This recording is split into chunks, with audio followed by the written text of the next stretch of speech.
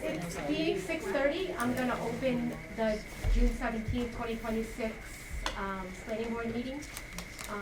The first thing on the agenda is our VHB kickoff for the Charlton Master Plan. Which I think we've all been waiting for a really long time. Let's just start with introducing everybody. We even have people from the community that are part of the committee.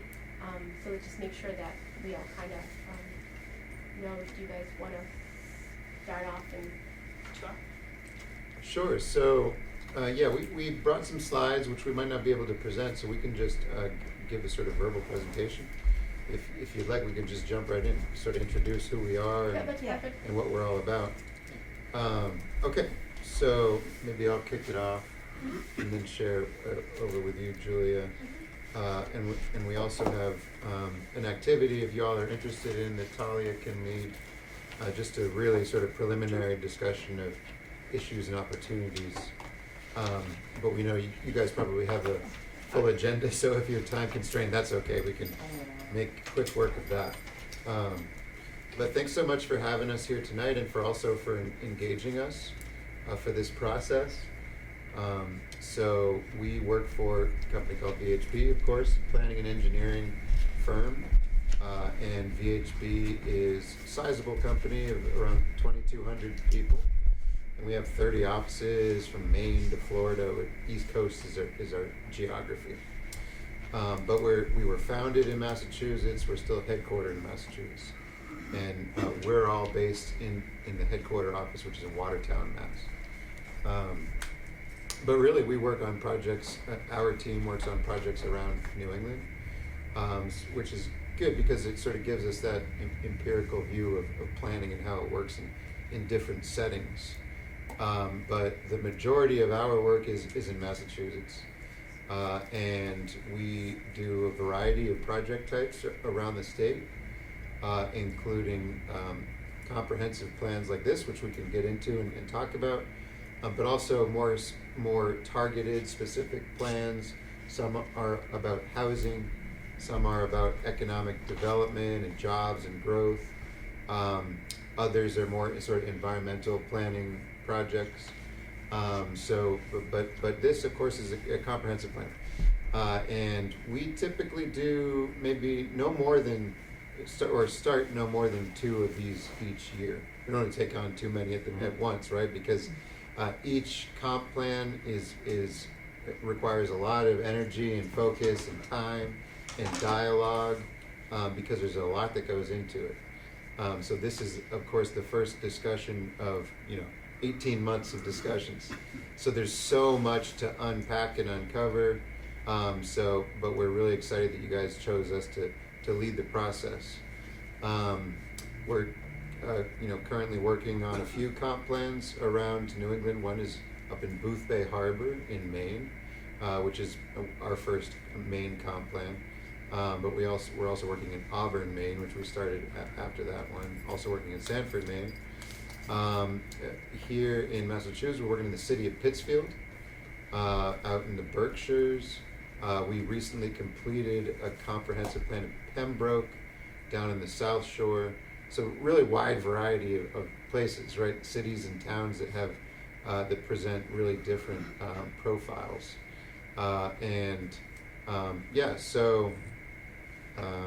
Jumping into it, our sort of philosophy, our approach to planning is that we're dedicated to creating communities that will continue to grow and prosper for generations to come. We take a comprehensive approach that really layers up all these different pieces of the puzzle, and equity and hearing community voices is really at the center of our process.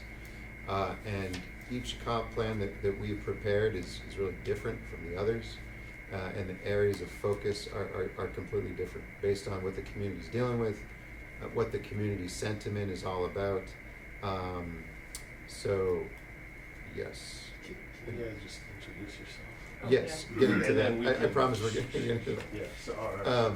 So a quick agenda. Yeah, we'll introduce ourselves, and then we'd love to hear from you guys about who each of you are.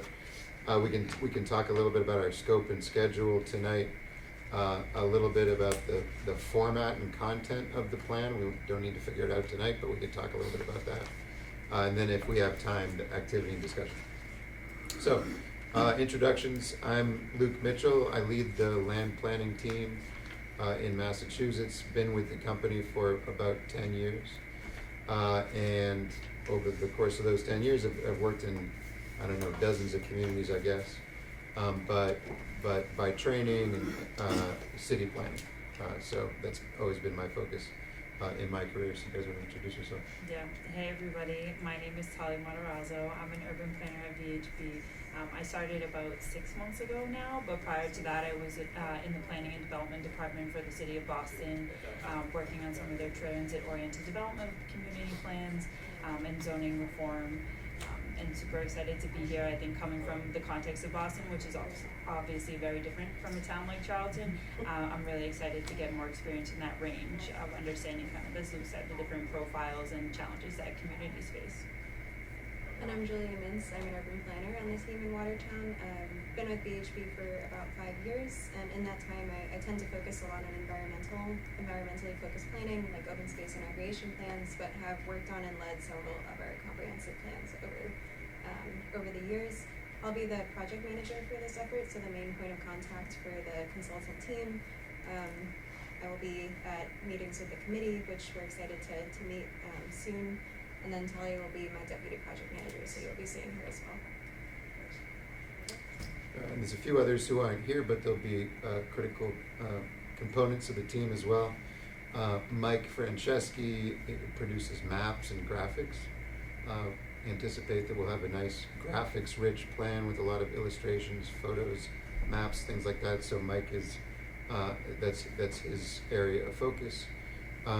Donnie Goris-Cole is also, similar to Julia, has a focus on environmental planning and sustainability and resilience. So he'll help focus on those areas. And then Nicole Benjamin Ma is a historic resources consultant. And she's very much focused on historic and cultural preservation. And she's like an encyclopedia of information about that specific topic. So we're lucky to have her on the team as well. So we can break if you guys would like to introduce yourselves. It'd be great to hear from you. Yes, you're the chair. I'm Patsy Ridlack. I am the chair of the planning board. Even though we'll all have a lot to do with the master plan, the planning board, I will represent the planning board on the committee itself. I actually worked with VHB on the last master plan we did. 2008. 2008. So Been a while. It was really a very, very cool experience, and I'm looking forward. I couldn't wait to jump back on, and be part of it again. Definitely looking at it, that almost 20 years later, but definitely this is an exciting project. My background is compliance, so I work at the University of Massachusetts, and I do. I oversee all the compliance, federal, state, NCAA, anything that has rules. That's my gig, so that's always my focus. Is like, what's the worst that can happen? What are the risks? And I bring definitely a not always positive view to everything, but that snap back to reality. Let's want to go around the whole board. Or Sure, yeah. And then we'll let the committee members also introduce themselves. I'm Lana Howard, and I'm the newest member of the planning board. It's a little less than a year. And I also feel like I'm new to Charlton, even though I've lived here since 2009. There's a lot of people that have a lot of history in this town. And we'll be hearing from some of them, I'm sure. I think what I bring to this is having grown up in a community where we're at a different stage of development. And I think everybody's experience, whether it's here in town or someplace else, they bring their own lived experience to this. And it's going to be their job to bring all that stuff together. But it's a privilege. It's exciting to be a part of this process. Bill Fontaine, member of the planning board. I've been a member for several years, also on the Economic Development Committee, and we have TV Charlton. I'm a member, producer at TV Charlton, so we record and put everything up on YouTube for recording this stuff. So thank you for traveling all the way up to Charlton. I'm Lori Degnan, just an alternate. I was also on that first VHB master plan representing nature sanctuary here in town. And I think this is such an important project because it's our marching orders. You know, zoning and the master plan are what's going to drive us, not necessarily the views of one or another. It's the views of everyone. So this is pretty important. And I've been here a long time. 1963. Talk about your specialty now, we need to hear that. Oh, I got involved, I think, because of, I was a thorn in their side with solar and renewable energy in town, and I've been involved with the EFSB pushing for decommissioning bonds, just coexisting, and we have 28 solar fields and a major battery energy storage already before us, and 4 smaller ones, and a power plant, and an LNG distribution facility. So residents are seeing the crunch with Amazon as well, so this is so important now. Thank you. And engineer quality, solar information, all. I'm sure she could do it consulting on the gig, understanding all the technical stuff, and she has to teach us, so like truly she's So I a join great, them. she's a great resource in that film. She's come to every meeting anyway, so we force her to just follow it. Join us. I'm Bob Berenger, I've been on the board almost 2 years now, maybe. I come on as an alternate, and then I filled in a position and ran for election at the time. I'm retired. Most of my life has been involved in the automotive industry, mainly in the recycling industry. Just have the interest in the town and trying to learn and learn a lot from the people and trying to do more. Try to be fair with everybody. Don Clay, I've been on the planning board for 8 or 9 years now. Lived in Charlton for a little over 35 years, so my kids are the first generation, my family, to be born here, but what I understand, you've got to be here at least 3 generations before you're considered a Charltonite. Somebody once told me just because a chicken's born in the oven doesn't make it a dumpling. If you have cows or if you had Yeah, cows, that helps too. but, love this town, raised my kids here, really looking to do the best for the town, and we've been talking about a master plan now since I joined the board 10 years ago, or 8 years ago, so I'm excited to see it happen, so thank you all. And Jane Gani, the interim planning director. Soon I will be back to being the associate planner. We just hired a planner. I've been working for the town since 1997, so I also have knowledge of the town and knowledge of the planning. So I look forward to this. It's very good. Welcome. Andrew? Andrew Willis, Town Administrator, Technical Advisor to whoever asks. The guy that gets things done. Right. I'm Carol Holland. I am a resident and a business owner in town, as well as the Vice President of the Charlton Business Alliance that represents small businesses.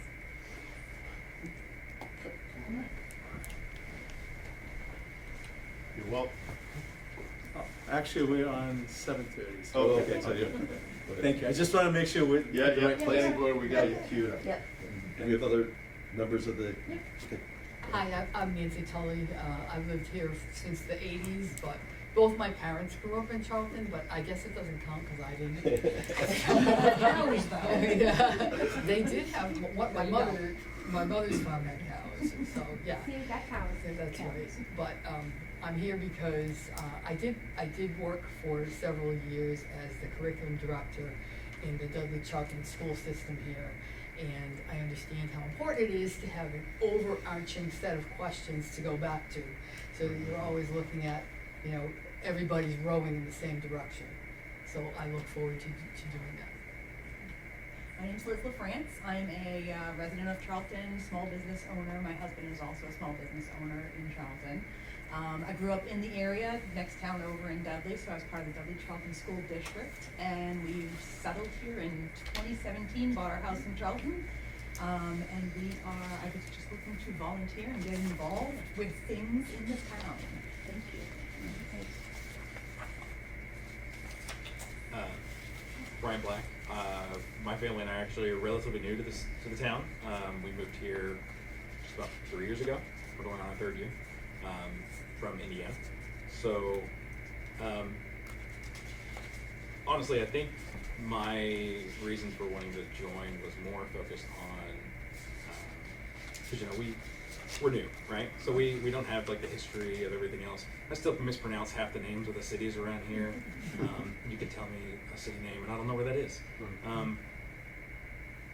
But I can kind of see through the generations that have lived here and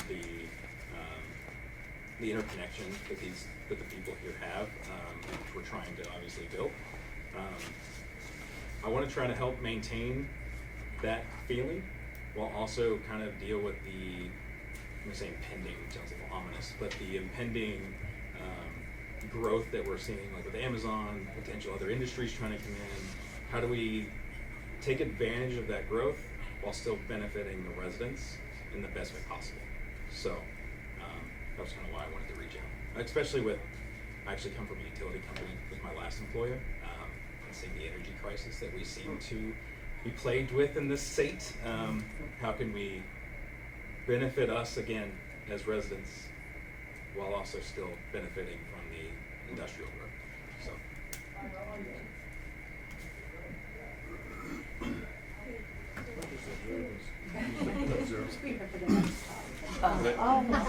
Can I ask you just a second? Of course. Thank you. So we're happy to talk at a high level about the process. If we push up against the agenda and you want us to be more brief, you can let us know. But We have you until 7:30, so. please. Well, just to talk at a high level about what a comprehensive plan is, although it sounds like a lot of folks in this room have experience and thoughts already. It's a guiding document for communities that typically has a time frame of about 10 to 15 years. So it's not a regulatory document, which is something that is important during engagement with the community to make clear, but rather provides a framework to inform future land use, investment, and policy decisions for the town and for all the different municipal entities and departments. We can talk a bit more when we look forward to implementation about how we would love to have as much representation from throughout boards and departments as possible, so that we can create a plan that's actionable and realistic to the goals and priorities. So this will integrate documentation and data, which is something that we'll talk about before we leave, pre-existing studies, reports, plans, kind of hard data that we can use to establish an understanding of where the town is at, because that's really what a master plan looks at, is where has the town been, where are we at now, what are the issues and opportunities, and what's the vision for going forwards. And then it includes goals and actions for how to realize that vision.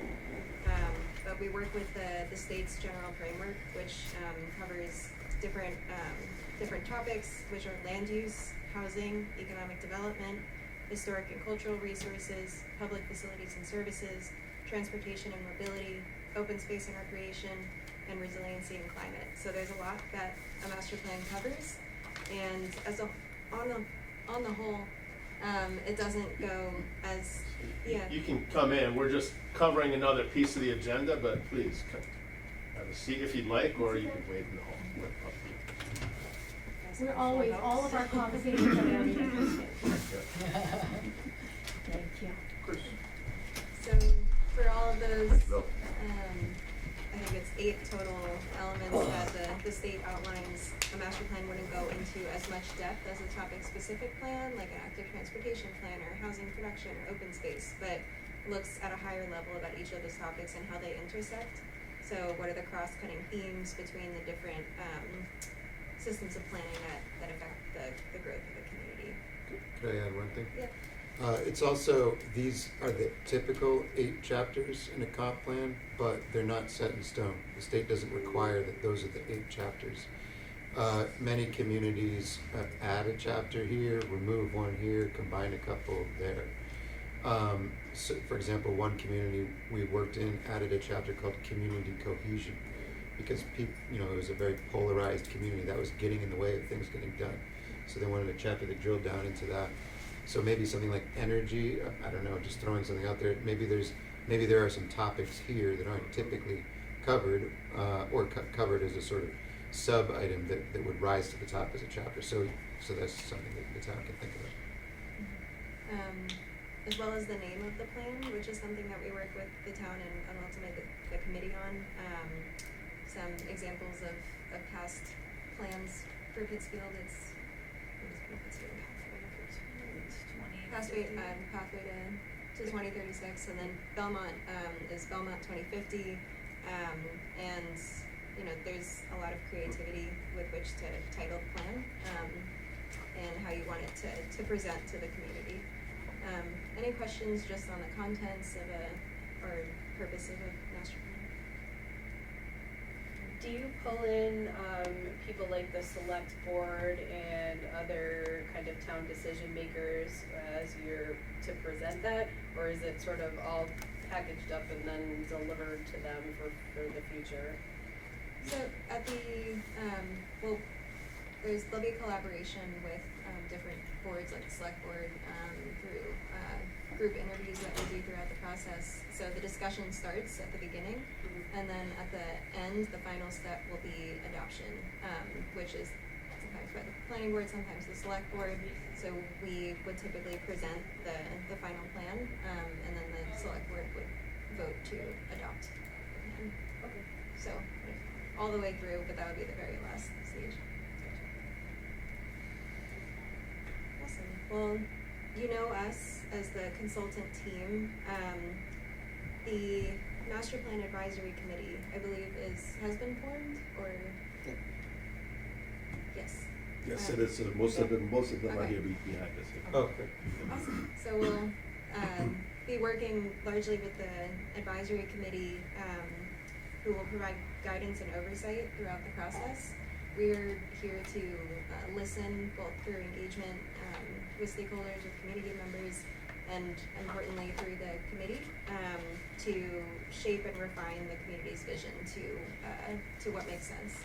So we're not here to impose our own kind of opinion or structure on the town's future priorities or goals, but to listen and with your guidance help shape the plan.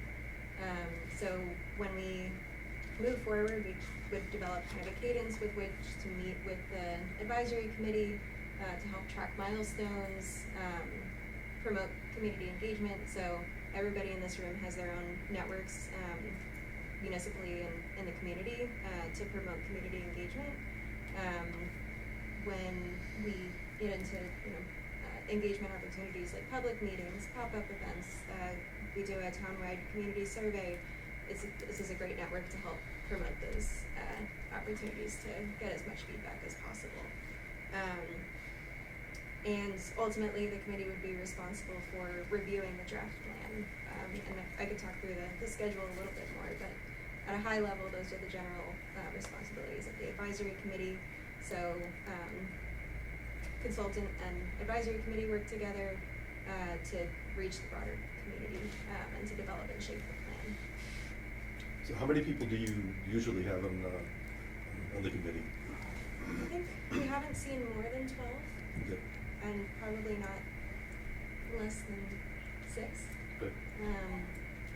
You can certainly engage more than 12 people, but just for the sake of having productive meetings and an efficient process, it can be helpful to have kind of cap it at 12 people. Andrew, what was the number? I believe we had 6 that were officially appointed, plus liaison from the Board of Selectmen and one from the Planning Board as well. And I did originally, maybe I'll shoot out an email to ask to have each one of our boards, you know, conservation and, you know, water and sewer, which plays a huge role in this town, to sort of select an official representative that will come to our meetings, because they'll add, just a ton of value, like, you know, for example, we're capped out with our sewer, and that plays a huge role in the direction and the plan, obviously, so, and maybe that makes sense, right? Yeah. And whether they're here every single time, but kind of at least represent. Yeah, having members who, or having each of the topical focus areas represented somehow on the committee is typically what we advise towns to go for, so that people can weigh in on the different topics. And also people who bring, as Julie described it, sort of good networks, because a huge role of the committee is to socialize what we're doing and advertise and promote events. Because obviously it's a numbers game. These events in the survey are more useful with a broader group of people. So, you know, in a town of your town's population, it'd be great if we could have some events with 60, 80, 100 people that show up. In some communities, we're lucky enough to see that. Others are smaller, depending on the sort of general culture of the community and whether people participate in planning efforts. In some cases, they've done too much, they have planning fatigue, and they stop going. So it also depends on the planning cycle. But at any rate, I think that's the biggest role of the committee, or one of them. So we're excited to get started. And I can talk over at a high level what the process will look like from start to finish. And like Luke mentioned, we can follow up with our slides so that you have the chart in front of you. But roughly, the entire process covers about 12 months, which is typical for comprehensive plans that we've worked on in the past.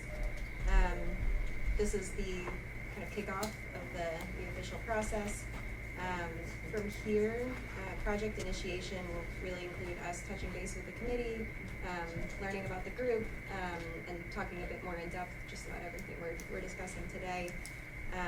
And then beginning engagement. The first thing that we typically focus on are stakeholder group interviews.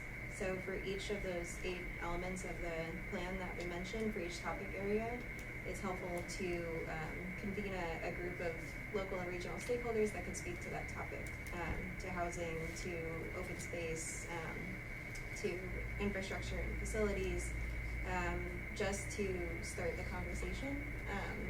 It's also great when we get to the first public meeting to be able to present what we've heard, just in kicking off the process. So one of the first things that we'll ask for help with is recommending who can attend those different focus sessions, and then ultimately scheduling them, which will guide, but with all of our engagement, we're really there to listen. So that'll be one of the first steps. Public participation continues with the first public workshop, which is kind of the plan's introduction to the community. A lot of what we're talking about right now, what is a master plan, what is this process that the town is undertaking, and what are the big issues and opportunities that community members want to see represented, want to discuss. Just a lot of learning about the process and starting discussion. With that first public workshop, we'll kick off our online survey. So the survey wouldn't take more than about 10 minutes, completely anonymous, and covers a lot of the same discussion and topic areas that the first public meeting would cover. So if you weren't able to attend, you have opportunity to provide feedback. It also can be the most widely distributed form of engagement. We've gotten over 1,000 responses with committees that have been super active and just pushing out the survey. We can provide physical copies as well to put in the library, senior center, wherever those can be mailed to us. So with the survey, it's about just reaching as broad of a population as possible and hoping to get a statistically significant sample size, which I will determine what that is based on the population size of Charlton, but when we get to that point. And I think the last element are pop-up events. So we have 2 of these in our contract, and this is an opportunity for us to table at or attend a pre-planned town event, like a town day or a youth sports league, or a place that we can meet people where they are. Old Home Day. Old Home Day. When's that? Labor Day weekend. Sunday, Sunday I know that's a morning. tough weekend, but, I think that probably the biggest percentage of everybody who lives in this town actually comes out to that one day a year, and, Yeah. it's, Yeah, A lot of different groups, schools, athletics, safety. That would be great, and That it's, sounds good. yeah, by the town's recommendation, those can be at any point, just based on where we'll kind of have the most fruitful engagement. So there'll be 2 opportunities for those type of events to start thinking about, what might make sense. And then in terms of plan development, kind of between the stakeholder, interviews and early engagement, we'll begin framing out the chapters that make up the plan. So with the documentation and data, the past plans, reports, studies, we'll start to do our research and draft out the content of the plan.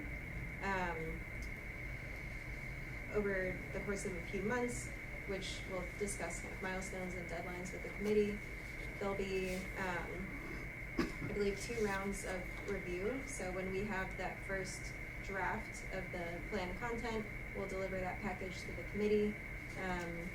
The committee can use different strategies to review. We've seen committees kind of designate chapters by different members. You're welcome to read the entire plan. It's a lot to read through. Sometimes folks are more interested in a specific topic area, which we can talk about when we get to it, but we'll take all of the committee's feedback to generate a second draft.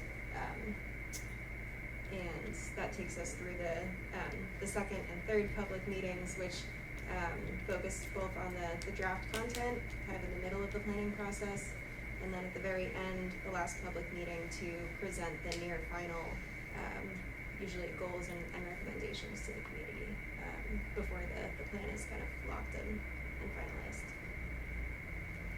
Anything that I missed? Well, just at the, so, that sounds just about right. And then at the end will be a real focus on the implementation that you guys spoke about earlier. How do you get it done? So, the plan itself for each of these topical areas are, of course, going to culminate in goals and actions. In Maine, they call them policies and strategies, and they have all sorts of different names. But at the end of the day, it's what are your goals and what actions are required to achieve those goals. So we're always focused on that, the back end, which is the implementation from the beginning of the process. What we're interested in identifying is what's the methodology by which you're going to spend the next 10 years implementing all of these goals and actions. Because somebody has to quarterback it, and then a lot of different parties have to participate in carrying out the different things. Some might be carried out by the town's engineers or DPW or the town or the planning staff, or committees or boards. So for every single one of these actions, of which there'll probably be over 100, we want to identify who's going to carry it out and when during that decade are they going to carry it out roughly. So it's important to articulate that within the process, but then beyond that, what's the process by which you're going to make sure that everybody's doing what they're supposed to be doing for a full 10 years and sustain that energy and commitment to it, because that's where it's pulling together the plan is difficult enough, but carrying it out is where a lot of towns lose steam. And sometimes it's because somebody leaves a job and somebody else comes in and there's a changing of the guard, or other times it's just because something comes up and the plan suddenly seems obsolete or something like that, and it just ends up on the shelf. So we'd love to talk with you about from the beginning about what's the process to make sure that doesn't happen, because that's the risk with any of these plans, because 10 years is a long time. And so it'll be interesting once we get started. We don't have to do it tonight, but once we get started, we'd love to hear how it's been since 2008, since VHB did that plan for you guys, and what's happened over the last 18 years in terms of carrying that plan out. And what was the momentum like, and did it sort of have up peaks and valleys, and you know, what went right and what went wrong, and so that we can try to improve upon it for this time. So I think, Julie, the way you laid it out is just right, and at the end, we're always going to focus on the implementation strategy. So is that in the scope of work, Julia? It's in the documentation. Yeah, so deliverables in there, yeah. the last chapter of the document would be the implementation plan, so that, will include, typically we use a matrix format, so listing out the goals and then the individual actions, which are usually policies or initiatives or something that's actionable and measurable and achievable. And then, like Luke mentioned, different kind of details that help to roadmap it out. So who's the champion, what board or department would be responsible, what's a high-level time frame. We've done high-level cost estimate in the past. And whether it requires a zoning change, so the kind of different details that will help the town to carry it forward. Tony, I was explaining to a coworker about what the master plan was, and we were talking about this, and I was like, it would be cool if at every annual town meeting, we actually did a brief presentation and say that, you know, in 2026, a master plan was created, and now we're here at 2028, and this is the progress, and sort of add it, even if it was almost a policy, or I don't know if you could make it a bylaw where it was a mandatory thing that happened at every, like, I'm not at both, but, you know, at the actual annual meeting every year or Force something of like that. accountability. Yeah. Force accountability, and that's probably an Andrew question, if that's even legal to like sort of like make that happen, or unofficially a policy. I'd put that to the moderator. But you know, it's like one of those like things, but it kind of keeps it fresh, you know, when you're sitting and you're presenting that we made no progress toward it, it almost kind of is a kind of a call to action, we need to step it up. Well, I'd love once we get started to connect you with Jenny Gingras. She's the I don't know if any of you know Jenny. She's the planner in Westboro. And we wrote their comp plan 5 years ago at this point. But she's doing that exact thing. She's the planner, and they do 2 town meetings every year. And she does the biannual report. This is what we, you know, there's a finite number of actions, call it 120, I don't remember what the exact number is. This is what we accomplished over the past 6 months. Now we're turning our attention to these 5 things. And so it's transparent, and it's accountable, and the community remembers that a comp plan exists, because otherwise people are going to forget if they don't talk about it. And a lot of people, you know, love attending town meeting and really dialing in at that moment. So I agree, I think that's a great idea. And Jenny could give you some advice too. And not to harp on it too much, because I know we're so far off from that, the implementation piece, but an important part of the way Jenny does it, and I think other communities that do it, is that the plan itself can stay static, right? That's set in stone. But the implementation matrix, the spreadsheet or table that Julia mentioned, that can be fluid, because ultimately we're going to come up with some actions which they fade in relevance over 3 or 4 years because of shifting tides with the economy and demographics and politics and everything. You're going to want to be able to moderate or change the list of actions, because otherwise you're going to be chasing, barking up the wrong tree or whatever. So one thing that Jenny has done is that she has a process whereby she edits that list with some sort of level of clarity or transparency. So anyway, we can talk more about it when we get closer to that. Sounds good. Okay. And I was just gonna say that's the end of our formal kind of overview of things, and we have some questions that we'd love to ask the group. But any questions on anything that we talked about? Do you have good processes and procedures to getting the word out and getting the involvement with the community? Do you find some things work better than others? Things that you can suggest us to help you with, or is it something you do? Well, I was going to say that typically that's the one thing we really lean on the committee for, because it's so different. But communities that have media, like you guys have here, have a leg up, especially if people are dialed into that a lot, then that's a great way to get the word out. So but, you know, there's social media channels. Many communities have really crazy, volatile social media channels that like sort of toxic environments. I don't know what it's like here. But even if it's toxic, you can still put a Depends on the flyer on it. subject.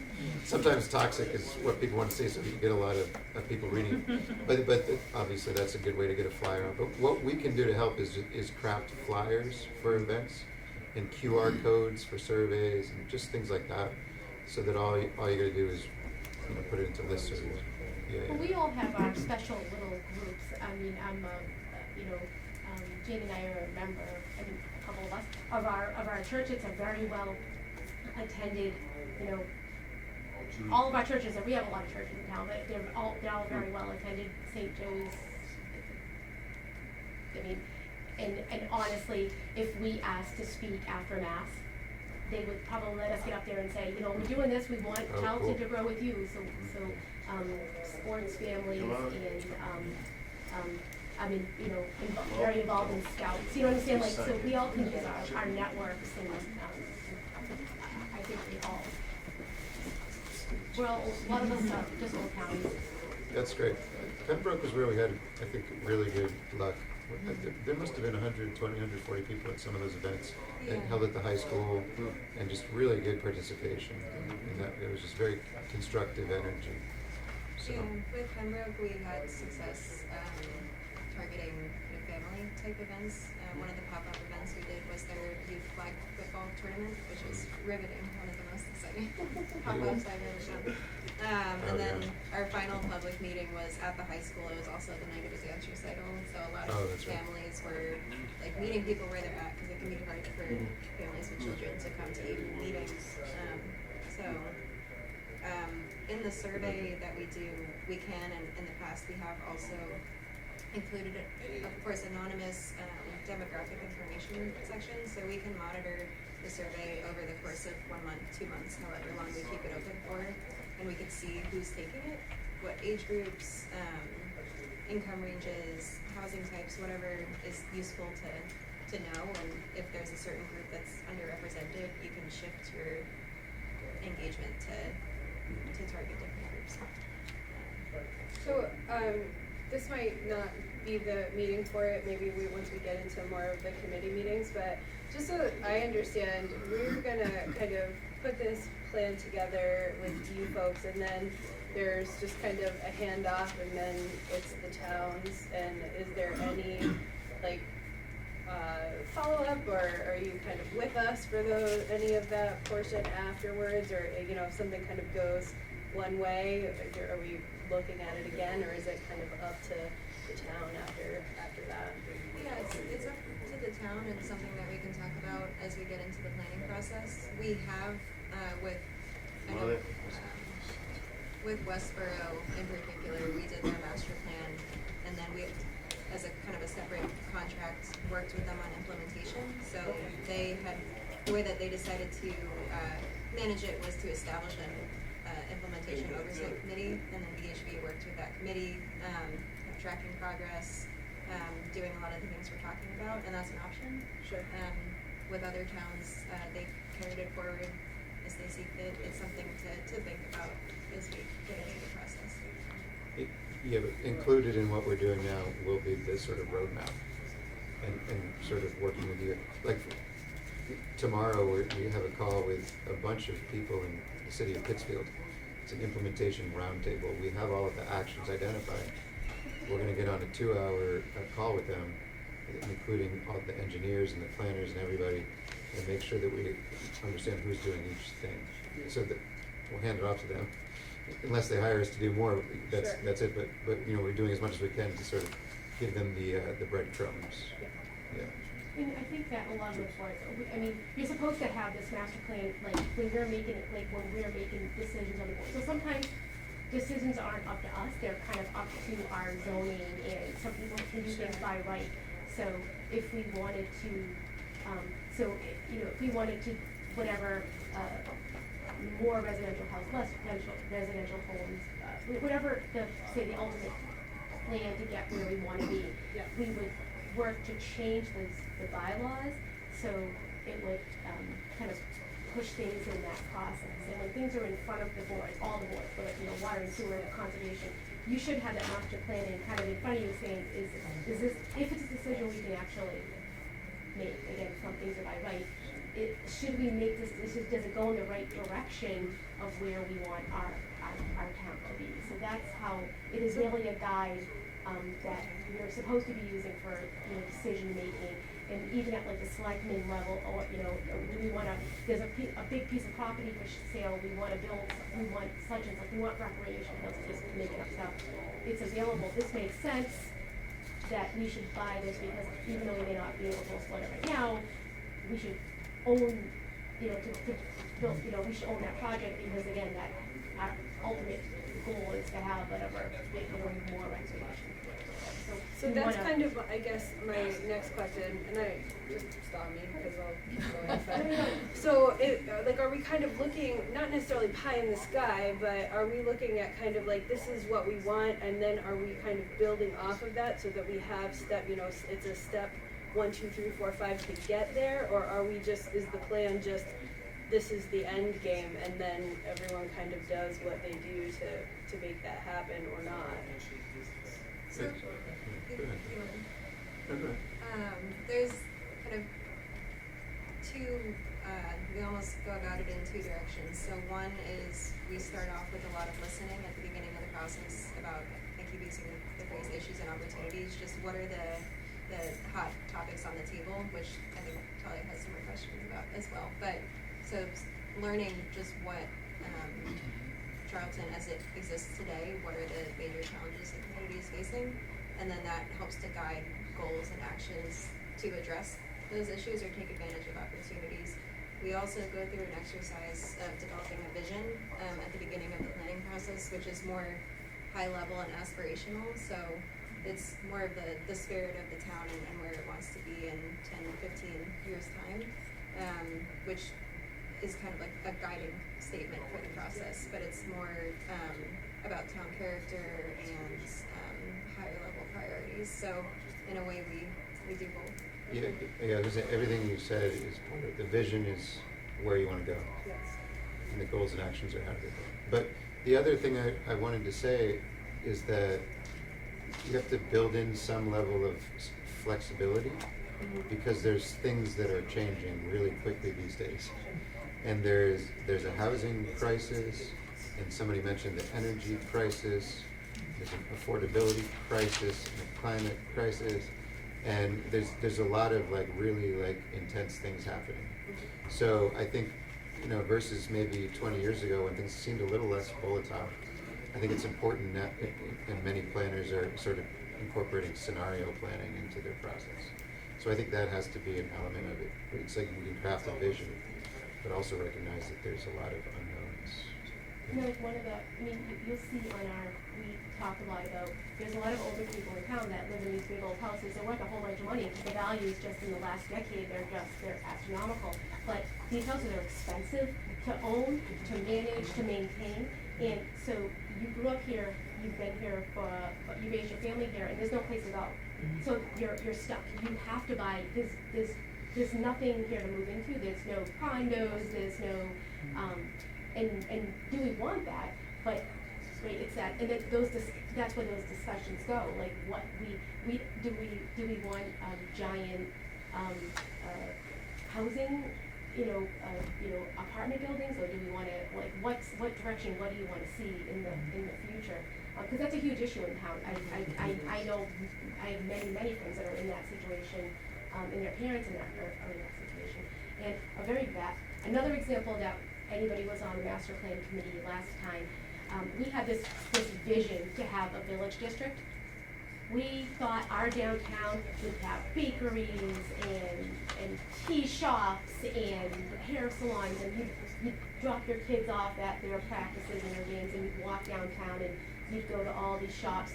There's pictures and images. It was a dream, right? Yeah. So we went and rezoned the whole downtown and all the area to it's super flexible. Anybody could build anything. But the economy happened and sort of and the idea of getting everything delivered to your home. So having local small businesses populate the downtown sort of, it just fell away. It was beautiful, you should see the, right? Great example, that was the vision, and then Yeah. we implemented it by changing zoning, Yeah. and then the economy didn't cooperate. And Right. it was, I Perfect still see it in my illustration. mind, Yeah. it was beautiful, just imagine, right, like, you know, it was walkable. Yeah. Although we did get sidewalks. Yeah, yeah. The whole goal is to get sidewalks, make it more walkable, That's so, but again, they didn't, we built it and they didn't come, so it's, again.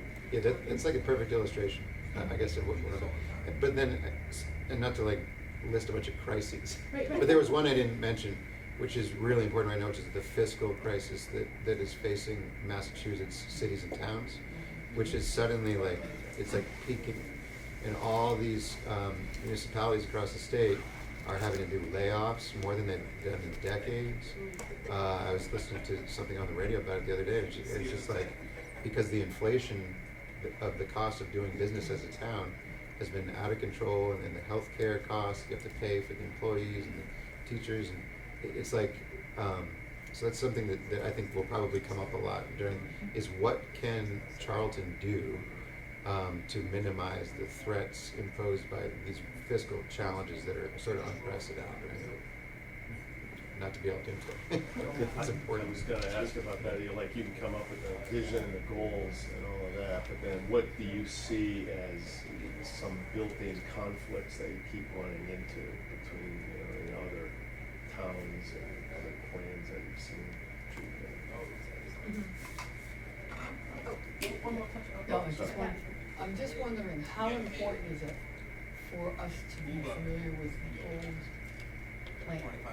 Because you guys worked with the old plan as well, right? And I'm sure there are things in there that we didn't implement, and looking at why weren't they, are they still relevant? How important is that, or are we just starting from square one? So, to answer both questions, well, on the topic of the previous master plan, that's something that we'll be reviewing as part of our process. I think it could be helpful for the committee to familiarize as well, but we'll be undertaking the effort of kind of seeing, what has been carried through, what is not, what is no longer relevant, to try to translate that forward.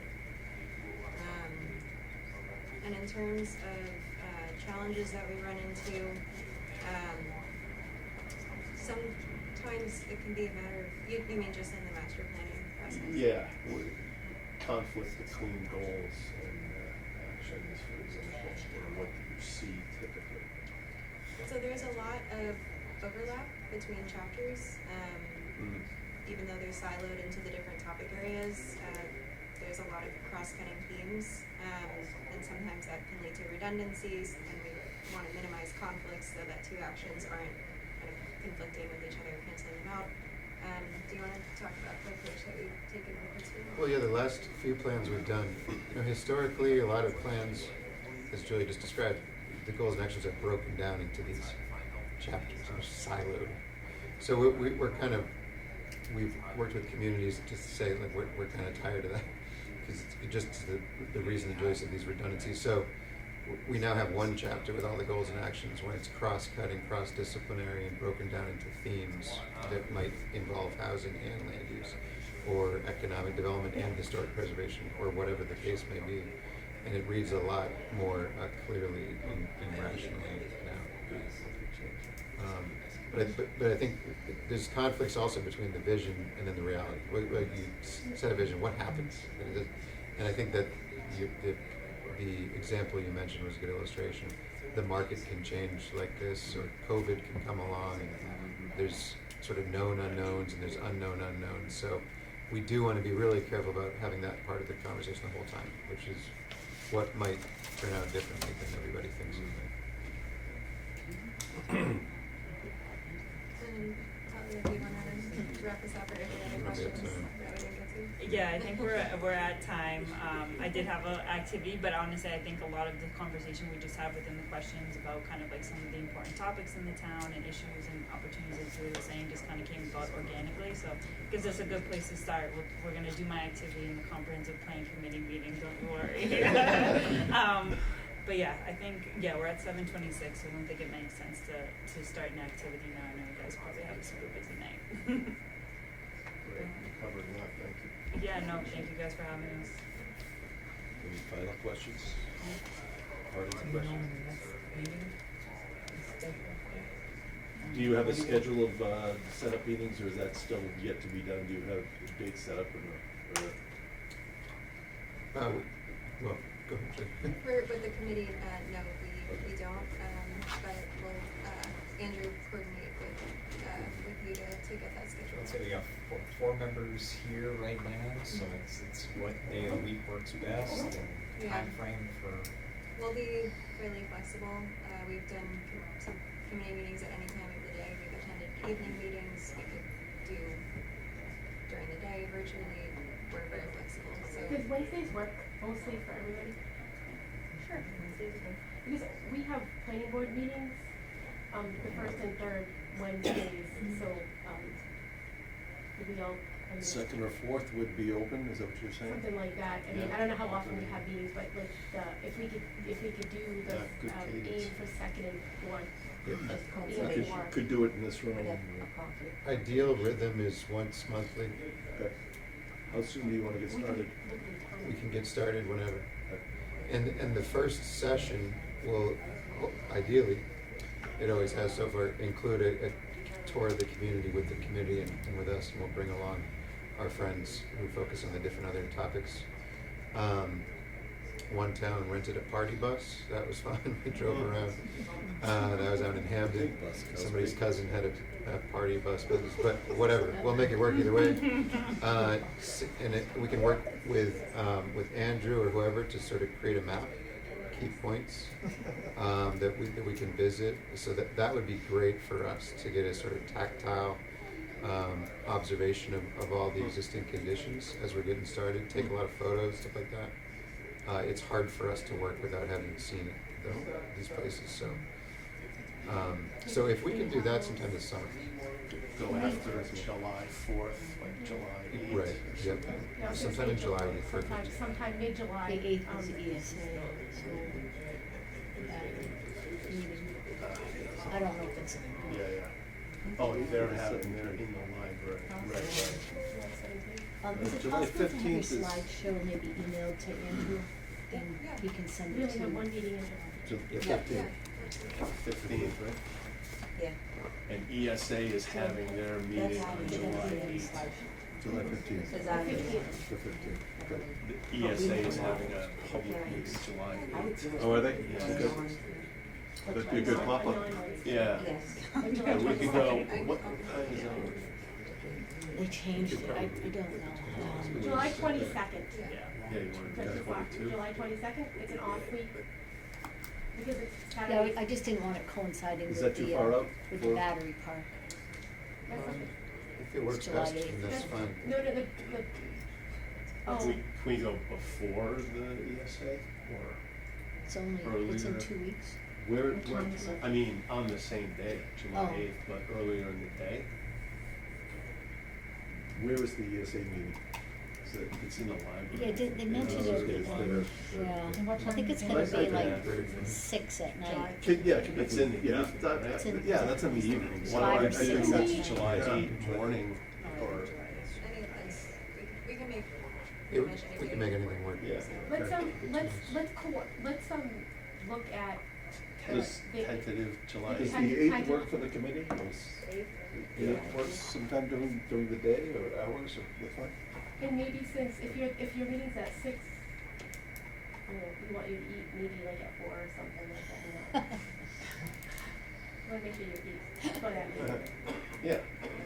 Well, we have the market, the farmer's market. There we We go. can get you It's pizza. on We're- wood carrots. Did you want the whole planning board or just the committee? I think it's just the committee. That's what I'm Yeah. Yeah, it's All just, right. it's not an official, Right, yeah. I guess, but they were supposed to try to get. Let's tentatively say July 8th, if you can Yeah. mark it in the, before noon. Is that, I'm making this up here, but we'll check in. Oh, are we gonna do the tour that day? You're talking about like, I don't know about that. Let's just get a kickoff meeting going. can we do it later? I'm coming Afternoon. back from 2 weeks in Hawaii. My Yeah. boss is gonna be Oh. like Yeah. moving into my house and working from my office with me, I think, so I need to. Enjoy. 22nd? I'm so loved. Or you can do it any day of the week, I guess, you can do it, the Tuesday or You wanna do it earlier the than? 14th or the 16th or even still do it on the, You want to do the I was gonna say, you can still do it on the 15th too. I mean, there's no reason if it's during the day. Do the It's easier than the 15th. day, During the day. 15th. Yeah. You want the 15th? Committee, 15th? 15th? 15th? Sorry, folks. Gotta give us a little bit more time to plan it. That's great. I'll send out I'll send out a time poll with like 4 or 5. Oh, scratch the date. Okay. Okay. That's good. I think it's gonna probably be like Or block up the whole thing. These tours. No, it's gonna be.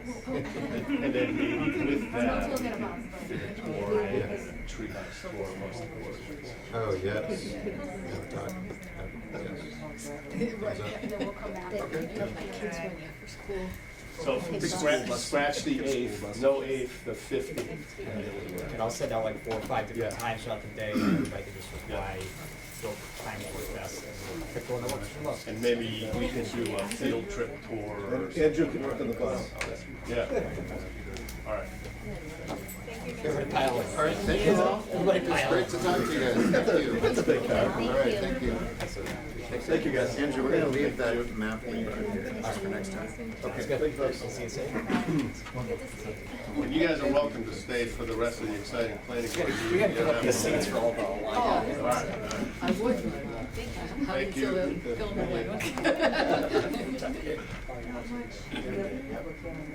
Yep, I'm gonna read that. And just to Kurt gave a review and Grace. Okay. Being 7:30, I'll read the notice of public hearing. So, in accordance with sections 3.2, 200, 7.1D, and 207.2 of the Charlton zoning bylaw, the Charlton Planning Board will hold a public hearing on Wednesday, June 17, 2026 at 7:30 in the George G. McKissick Building, 37 Main Street, Charlton, Mass, on the special permit and site plan application of Tatum, Tatum Enterprises LLC, 561 Thomas D. Landers Road, Falmouth, Mass, requesting approval for a gasoline filling station / convenience store with 7 fueling pumps and a 5,100 square foot convenience store with a drive-through and 5 residential apartments proposed above the convenience store, with 34 parking spaces proposed on 1.22 acres on Winter Road, Route 20, Assessors Map 36, Block C, Parcel 15. Said property is zoned commercial business. Copies of the special permit and site plan application are available for inspection at the planning office and town clerk's office during regular business hours. Any person interested or wish to be heard should appear at the time and place designated.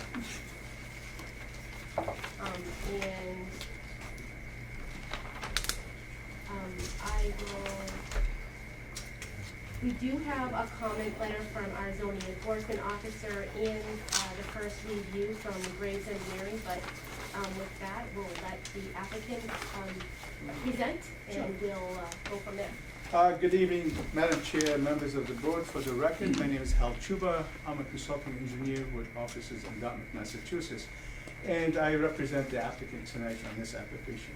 As you read into the record, this is a site plan review and a special permit application, both for the property located at the intersection of Worcester Road and Old Worcester Road. The site plan review is for the gasoline station.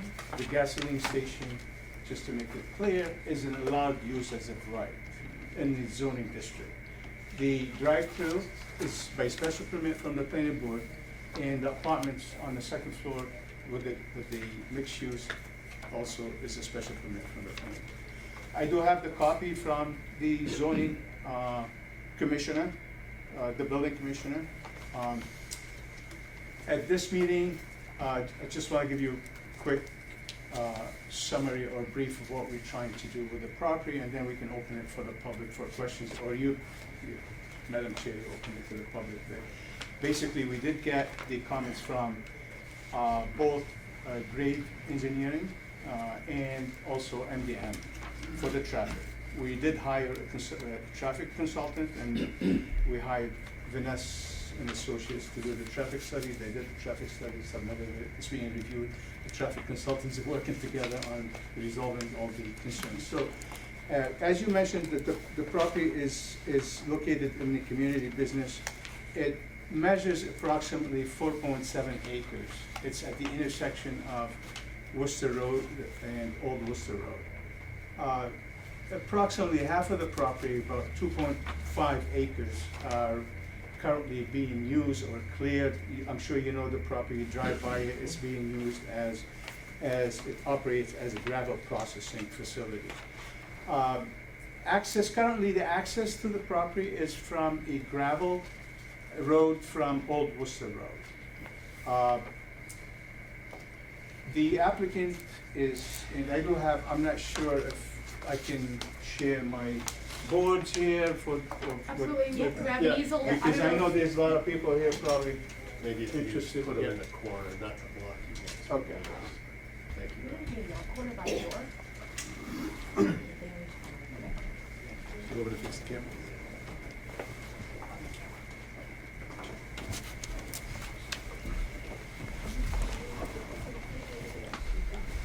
So this is an aerial view. Point this to the camera. To the camera, absolutely. Thank you.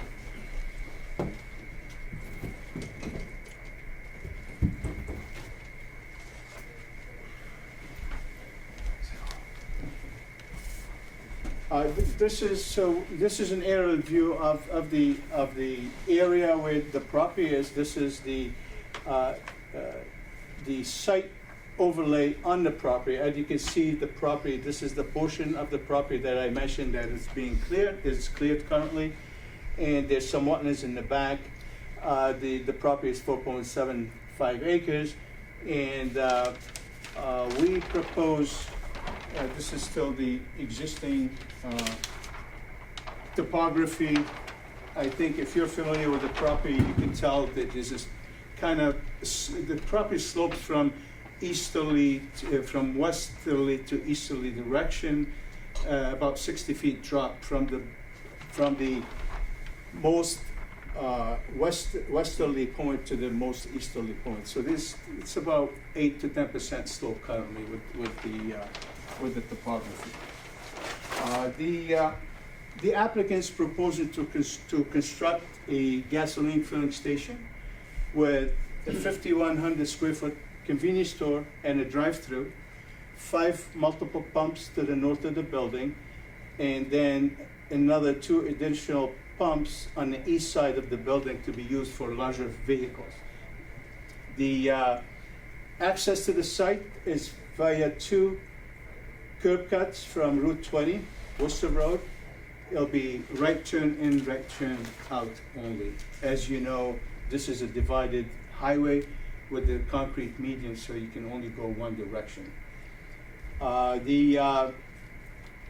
With this submissions, we submitted plans for stormwater, lighting, parking. So as far as zoning, I believe we will be in compliance with all this, with all the zoning bylaws except one that I believe it says a residential building cannot be more than 140 feet in one dimension. And I need to address Mr. Andre's comments on that one. So I'll be revising the plans, will be part of my resubmission to address the comments. And again, there's about 40 comments. Some of them had to do with stormwater, some of them had to do with zoning, so we'll be addressing all that. Being this is the only comment on zoning and not wanting to go through this process with the zoning board, not that we don't love to come to this town, but I figured we'll probably modify the building to avoid going to zoning. As I said, we'll be in compliance with lighting, we'll be in compliance with parking, stormwater, all the runoff will be collected by a closed drainage system treated on site and in compliance with Mass DEP and the town stormwater. Again, this is being reviewed by your peer review. There's some comments, we need to address them. Tonight is just kind of introduction to to the project so we can get your feedback, we can get the neighbors' feedback, we can take it with us, and then we can go back to the drawing boards and see what we can do to improve on what we have. I submitted also landscape plans. We utilities. I think we have the building will be sprinkled, and the town, the water service will be coming from Old Worcester Road. So there'll be 2 water lines, one for domestic use, 2-inch, and one 6-inch use for the fire protection for the fire sprinkler. There'll be a septic system on site because, as you know, there's no sewer in the area. And again, this will be reviewed by your peer review. We submitted also the turning radius for the fire trucks, for the big trucks, as was reviewed by your traffic consultant. I do have a typical floor elevations of the convenience store and the second floor showing the apartments. Each apartment will have 2 means of egress in compliance with building codes, and this is what the building would look like. Asphalt shingle with hardy siding. But basically, like I said, for tonight, it's more like an introduction to the project so we can introduce it to the board and to the neighbors. The technical aspects of all, we have to address those with the peer review. And I believe we already addressed some of the comments, and the one that has to do with the curb cuts, I believe there was a question whether we can use the existing gravel road and I'm not sure, because I think there's extensive wetlands in that area, and also with the topography, it's a very steep access, about 10%. So using the access from Route 20, I think would satisfy with the project, and being reviewed by 2 traffic consultants. And I know you work with Finesse and Associates, you work with MD, and they're both very reputable consultants in the state for traffic, and they agree that we can do this with curb cuts from Route 20. I already filed with Conservation. Unfortunately, couldn't attend tonight's meeting because there was a conflict, but I think at the next meeting, I just talked to Rose, maybe I can attend both meetings with the planning, do early planning board, do late meeting with Conservation, and also we would be I already filed with the Mass DOT for the curb cut. So at this time, I'll be happy to answer any questions that you have. The board have any questions? Does the builder of this have other gas stations that he owns? Yes, well, actually, the applicant is here with me tonight. He owns about 15 gas stations. The closest one to here, to this area, I will believe, one in Mendon and Millis, and he has one in Millis too. He also has a transportation company too, that he delivers gas to all his gas stations and other gas stations. So he's very familiar. He'll be the operator. You're not dealing with somebody in Texas or. Is there one in the Falmouth area too? Is that Falmouth? Oh yeah, in the Falmouth, he's originally, yeah, he has. That's where 5 over there. That's where you started off. Okay.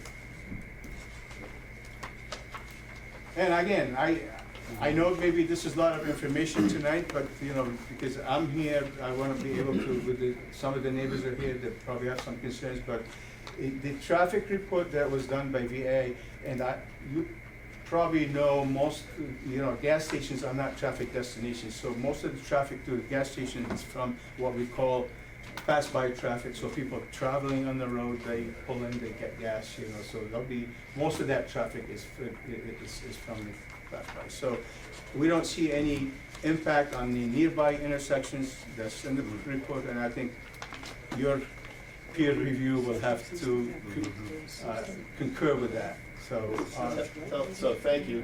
Excellent plans. I appreciate your preparation for this meeting. Tell me again, what Vanessa has issued the report and Graves hasn't? What's the status of the? Yeah, so, traffic so, report? so MDM is the traffic consultant. They had about maybe 20 comments on the traffic, and Vanessa is our traffic consultant.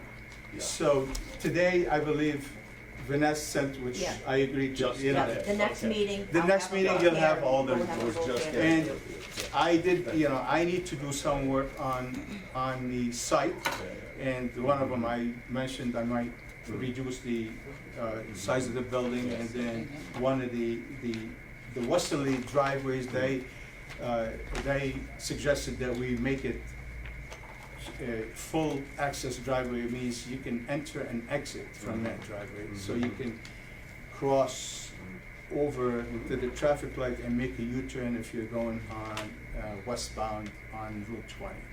And that was recommended by the traffic, by your peer review, and I think we did that. But again, we need to address all the comments, you know, so tonight I'm not going comment by comment because some of the comments haven't been addressed yet, but eventually the board will, at the end, we need to satisfactorily address all the comments from the, You have, thank you, so you have a drive-through in the? we have a drive-through in the back, yes. Show me, where. So this is the pickup window, Okay. the drive-through is in the back of the building, And the so. pickup window. Yeah. So do you see this as, it's owned by you, or do you rent out space to Cumberland Farms or Dunkin' Donuts, or it's all your property? All you, yeah, yes. So what would the drive-through be for? What would they be Yeah. picking up? Let's, I'll open it up to, the public in 1 second. I just wanted to make a comment. So, I understand it fits in our zoning, and just because this is a complicated project and there's a lot of pieces to this, the residential piece, the legality around gas stations, I want us, maybe if someone will make a motion to have our town council involved in this project, to be here for the meetings and presentations, and to just be our, someone that we can lean on. To legally review the Who we're process. lucky to have, so, Sure.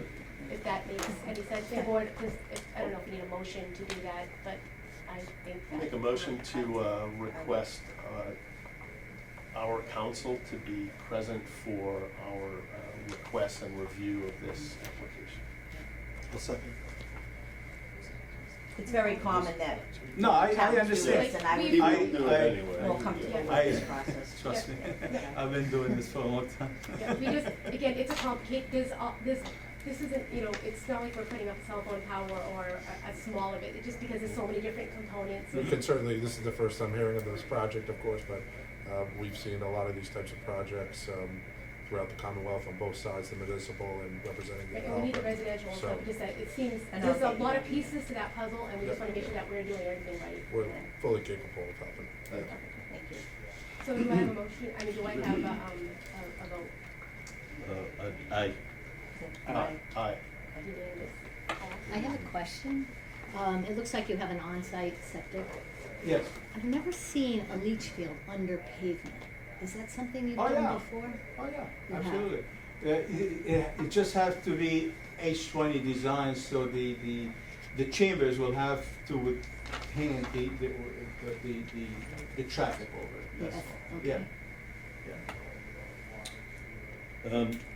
One quick question. I see you do have a landscape design here. I don't see anything that's being done for screening behind the building. Behind the building? Between the residential Oh, and I mean, that for the fence. residential, I'd love to see it. because the property, it's, I tell you, this is it, 40 scale, I believe.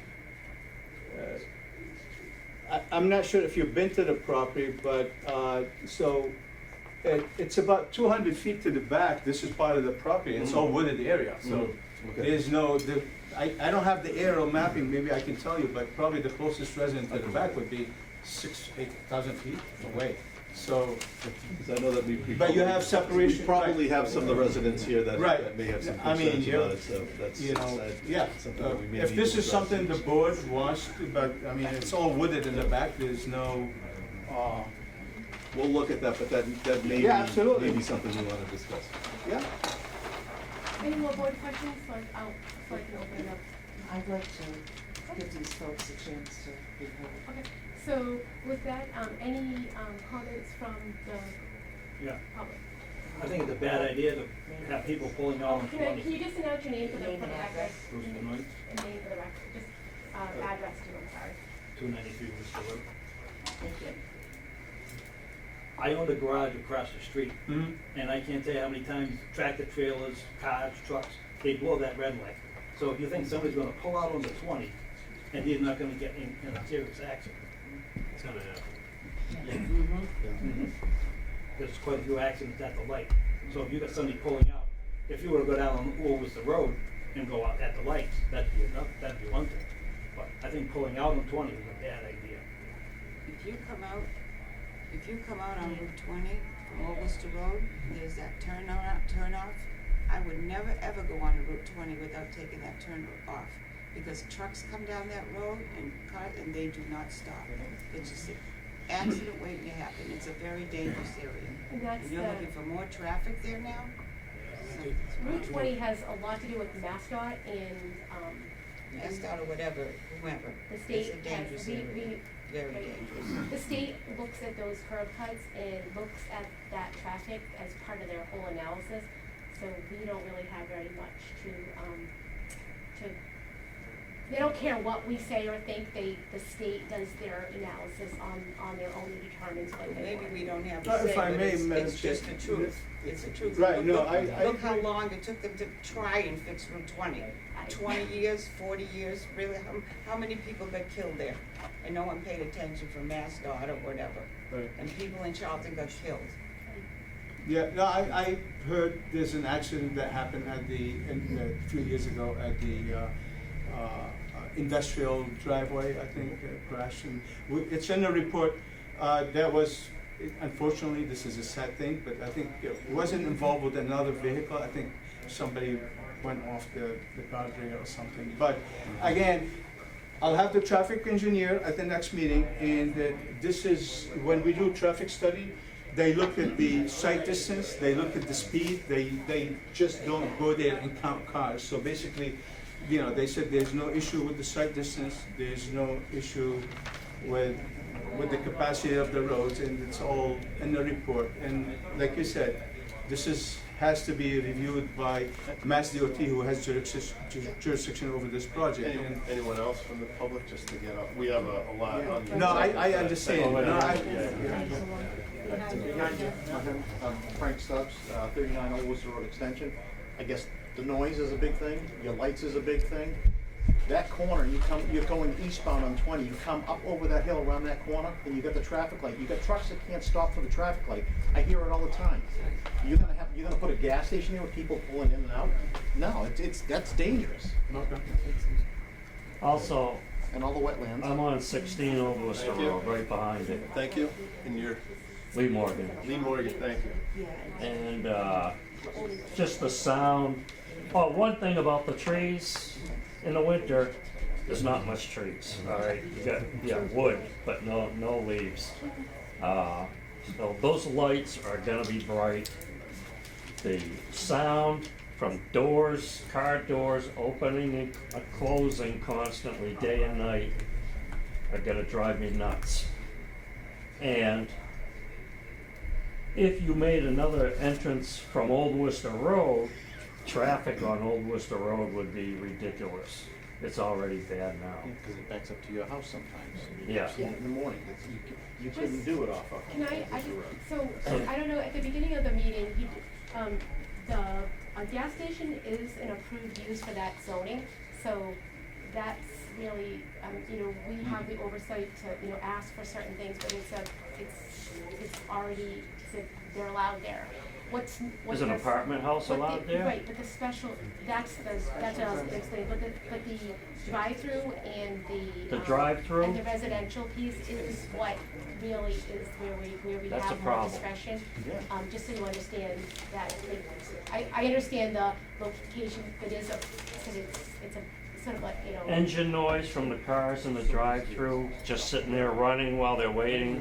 It's gonna be constant. So we get, so basically we don't, yeah, whatever. Understood, but I think the best we can do is help mitigate that. It's not something that, because it's allowed by right, it's on Route 20. That it would come down to traffic studies and anything that we could do to mitigate these issues, we could definitely work on. But like I said, it is allowed by right.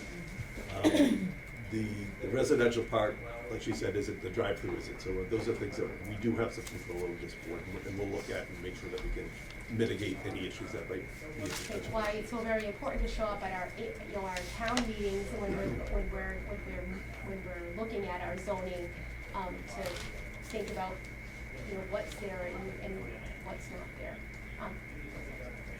What time of year was the traffic study? I'm sure you guys have seen people slide through that stuff, that red light in the winter. Because you come over that hill, it's 50 miles an hour. Name and address for the record. Oh, I'm sorry, Brett Brett. Moore, 15 Hammer Rock Road.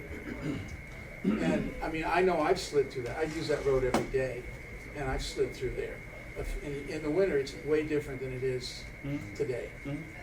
So, it's just something to be cognizant of, especially with somebody trying to pull out there. Colleen Bruda, 8 Old Worcester Road.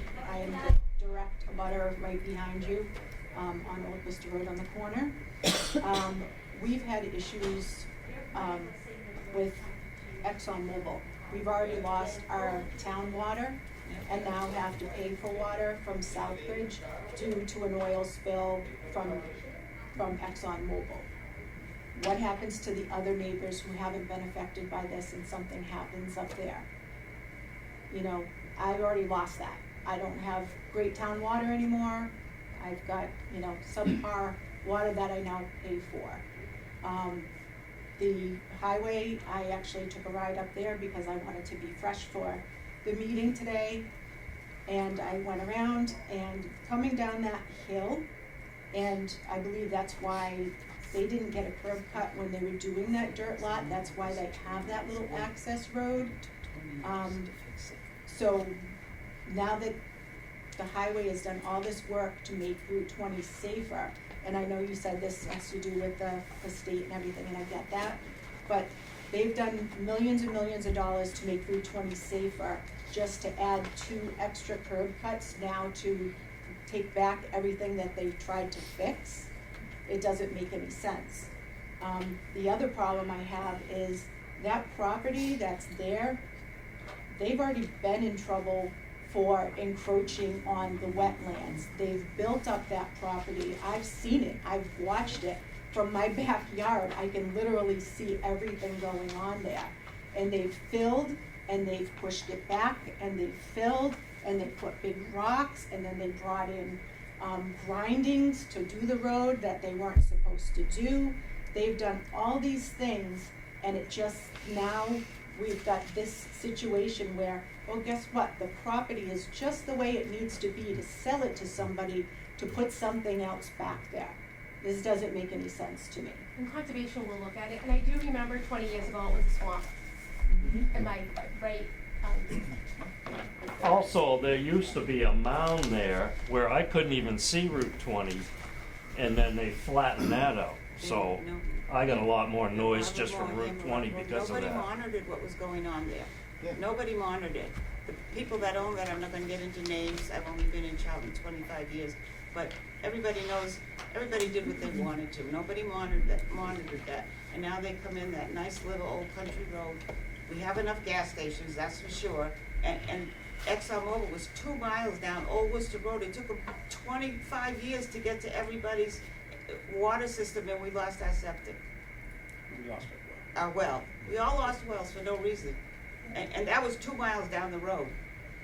And I They think- come in and they Yes. ruin these nice little country houses. We all work hard to keep our houses and the area nice, and gas station. We don't need another gas station in Charlton, and we certainly don't need another convenience store. You know, and there really was an ExxonMobil still in town, and No, I you know, understand. historically, and you know, it's a huge plume underground, and people are slowly losing more of their wells. So it's a very sensitive subject I understand in that, this Chair. town, so.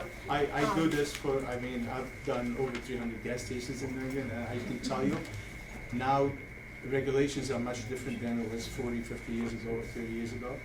The underground storage tanks, they're all fiberglass, double walls.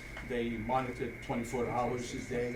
And we do have safety measures on the stormwater with shut-offs, valves, and whatever. So this is all being reviewed. And again, at the next meeting, the traffic engineer will be here. We can probably discuss more of the traffic concerns. And as you mentioned, you know, we'll take it from there. Do we have any more quick comments? I just want to Few sort comments. of stay on Please, track, comment. because we don't like to be on 10 p.m. We don't have to be. So, Diane Doherty, Hanson Road.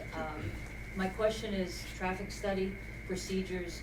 You mentioned Route 20 is governed by Mass DOT, so correct? they have to approve all curb Okay, cuts. so procedurally, is there a hearing that Mass DOT will be allowing residents to comment, participate, talk? No, I don't know. They have their engineers review it, so they'll look at whatever they submit and. So they'll- there's no comments allowed by the public, but I hear a lot of concerns about the traffic right now. I mean, when we get the traffic report and when we have a peer reviewer, and if there's a problem with the time and narrow, anything else, they're gonna, we have a very good, actually a pretty fabulous, traffic review, engineer. So all that's public, so when that comes out, you guys are more than welcome to request a copy and review away. Obviously, all of our hearings are announced public, so come to every meeting, ask all the questions. Developers know, they get put through this every single time, and they're used to it. They're used to lots and lots of questions, and they should have answers for all of them. Okay, thank you. But yeah, I don't know, I've never been invited or heard of an actual hearing they have, but I believe that they have their engineers, often make adjustments to the plans, like if, move. I thought when Amazon came in, there was quite a few televised. And Treehouse too, I mean, they do take it That's what I very was asking, seriously. but- And you don't always get curb cuts, and MassDOT could say no. I mean, we just don't, I mean, we don't know, it's all based on them, and they have to modify their plans and resubmit, based on what MassDOT wants. Thanks. Quick question. You referenced the apartments above as mixed use. What do you mean by that? No, mixed use, I meant, it's a Buildings. commercial on the first floor and residential on the second floor. That's what the mixed use is. And I have a question just about the DEP on the current location. Is there, I've been looking to see if there's a mass DEP license or certificate for that property that's running right now? File number. A file number? Is that accessible by the I town don't even or? know who we would ask. You can go online and look up North 710. I'm not sure if there's anything for the property, but I just Well, I filed. guess, yeah, that's my question is, are they supposed to be working there? Like, Oh, I couldn't find any, I know that's not We have directed to you. nothing to do No, with I'm that, not yeah, directing so I that don't to you. know I'm what they asking say the yet. board. We can check in with conservation too, to see, she might be copied on those, I don't know. Dennis Arruda, 8 Old Worcester Road. Here's a picture of it without no leaves. You can see everything up there nice and clearly. Mhm. So lighting and everything else like that. That's, I heard your concerns. Next You're time saying it's so And far so away. we go through the lighting plan, and we we go through all that as a series of our review. What kind of lighting, is it gonna disturb the traffic on 20, is it gonna is it gonna disturb the residents? Does it stay on the property, does it trespass onto other people's property and all of that? It's reviewed in very much detail. Now, one thing you had mentioned is the 6-inch for the fire suppression. All those hydrants are 6-inch flush only. Where's the suppression? We're not supposed to, the fire department wasn't supposed to hook up to the 6-inch. So it does get reviewed by water and sewer, and the fire department has to do a comprehensive review on the plan too. There's so many different components, it does get reviewed and things don't. We have zoning now. In the 80s, we didn't have zoning. We have zoning, and we have all these, boards with highly educated and experienced directors that look at all these things. So We're just bringing it up. that doesn't fall on us, but there are professional people that are looking at all of that. Thank you. Any more comments before I close this up? And remember, we will announce our next meetings. They're always publicized, but we'll schedule this so you'll know. No surprises. So you all can be here for every single meeting. We like the company. Usually we're here alone, so we'd like you to show up whenever. Will they allow for more time next time? Because I'm noticing on the agenda, they basically allowed for 5 minutes for. No, that's the just public. because if a public hearing is at a certain time, we cannot start before that.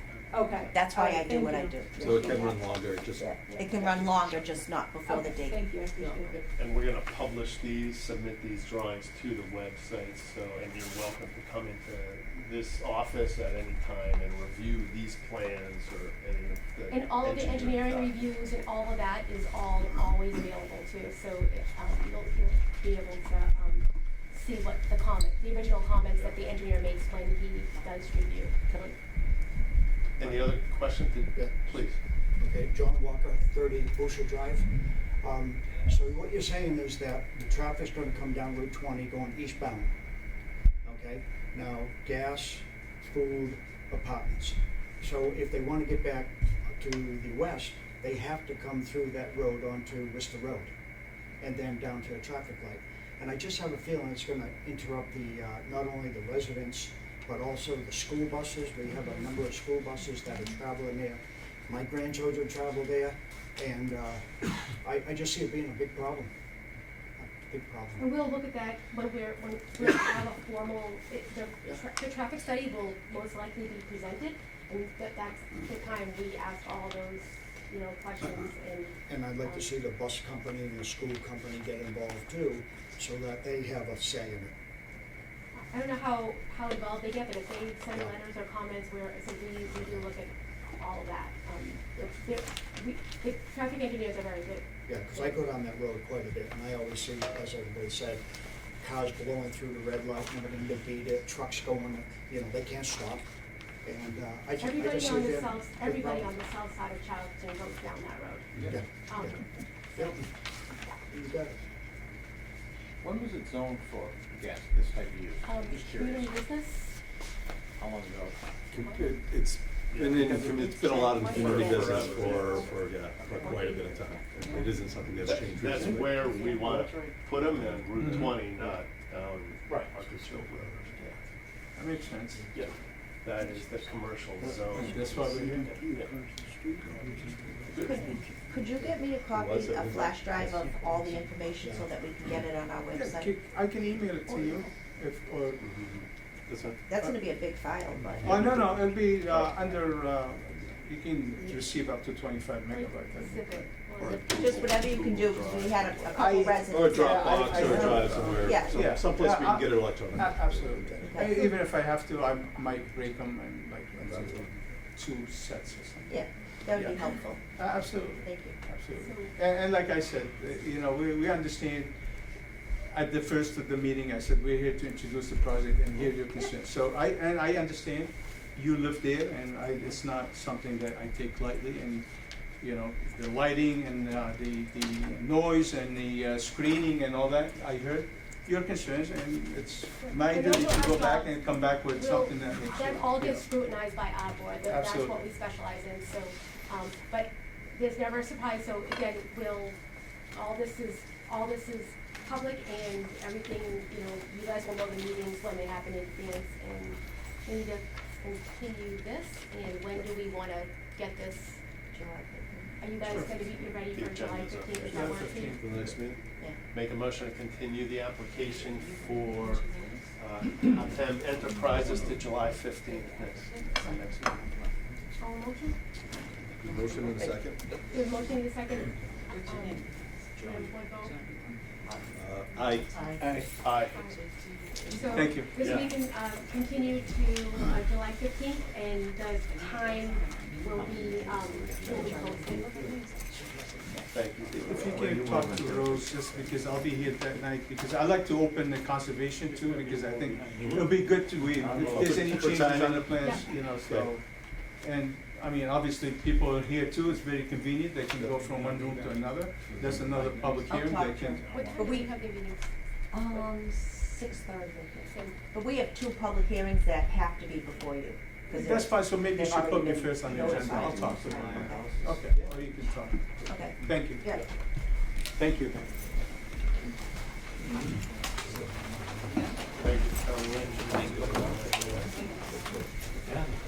Thanks for your participation, thank you. No, You're not- welcome to just the stay first once one. again. We appreciate that, As but- long as you like. I've got a wife that's hanging right now, so Right. I value my life. I'll be back. Thank you, Bob. Thank you. Thank you, gentlemen. Thank you. You wanna buy a house? Nope.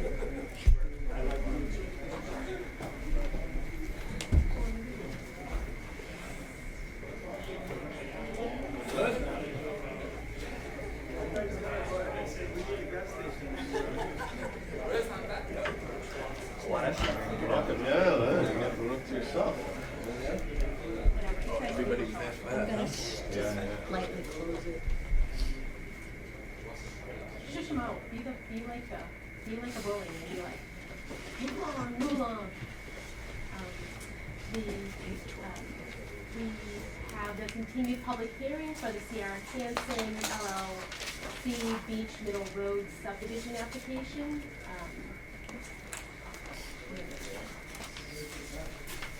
I'm gonna give them one extra copy of the decision.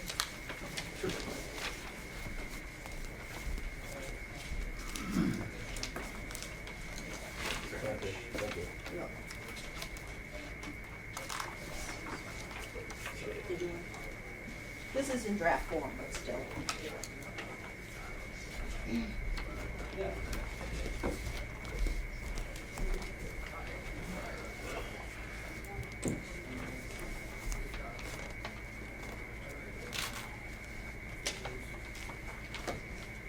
I don't know if everybody got a chance to read the draft decision, but. Yes, yes. There was some new information that popped up in the 81FF is a particular concern. I'm not sure if everyone's.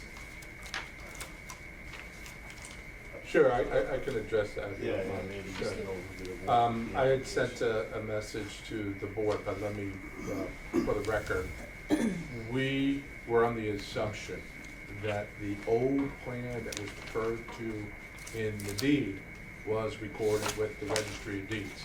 And there's a lot of reasons for that assumption, because it was referred to a deed that was recorded, and 95% of the time, if you are in a deed and you refer to a plan, it's recorded. And then we also got a copy of the plan, and it had a spot for a book and page. So the assumption was that the plan was recorded, and we got a copy of it, and it looked like a recorded copy. And some plans that are newer, you can go online and actually search for the plan and figure out whether it's recorded or not. But some of the older plans, like this old plan, in order to figure out if it was actually recorded, you have to walk into the registry of deeds, look through these old books and find it. And so there was really no way of knowing without doing some extensive title work.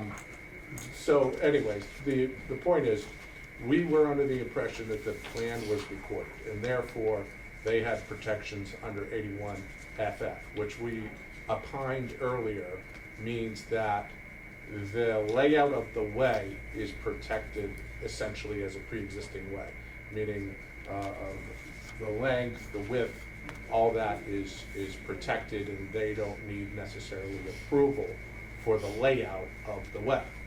However, the process is essentially the same because we have no rules or regulations on how 81FF plans are submitted. We treated this just like a definitive subdivision plan. And so we required all the same requirements, all the same engineering, all the same peer review. And the only difference, and it went through that process, and we were under the assumption that the one issue that sort of we couldn't address is the actual layout. But through me drafting the decision and actually going through the materials and reading materials included submitted by one of the abutters and speaking to the developer's attorney, we determined that the plan was in fact not recorded and therefore does not have the protections of 81 FF. But again, 81 FF, all other things are considered the same except for the layout. And so now the board's sort of new perspective of looking at this is if the board has a problem with the actual layout of the way, then we could look at this differently. So if there's objections to the width or the layout of the actual way, you may have a different perspective about this. And that's up to the discretion of the board. But as far as the procedural steps and part of peer review and what we've gotten in the comments, everything has sort of gone the normal course. And we haven't, at least I haven't seen any perspectives or comments about concerns about the width or the layout of the way. So your decision may not change, but that's up to the discretion of the board. Thank you. So the 81 FF, does that mean the subdivision planning bylaws are engaged at this point and we can follow those subdivision? And if 81 FF wasn't, and this was a recorded deed, and 81 FF would say we don't really have to, or the applicant doesn't have to follow the subdivision bylaws? Yeah, well, we were still following, in theory, the subdivision rules and regulations and still applying the rules. The exception is that we wouldn't have to grant waivers. Because it's an older property that predates zoning? When it comes to the, and only to about the layout. So, you know, the materials and things like that, those were all still under the board's discretion, even under 81 FF. Okay. The problem that wasn't under discretion of the board, that is now under discretion of the board, is the actual layout according to that old plan. And the conditions that state, like, all of the design of the way, the roadways, the dwelling unit access, the curbs and sidewalks do apply to this, and Yes. they're just requesting a waiver for these. Correct. Okay.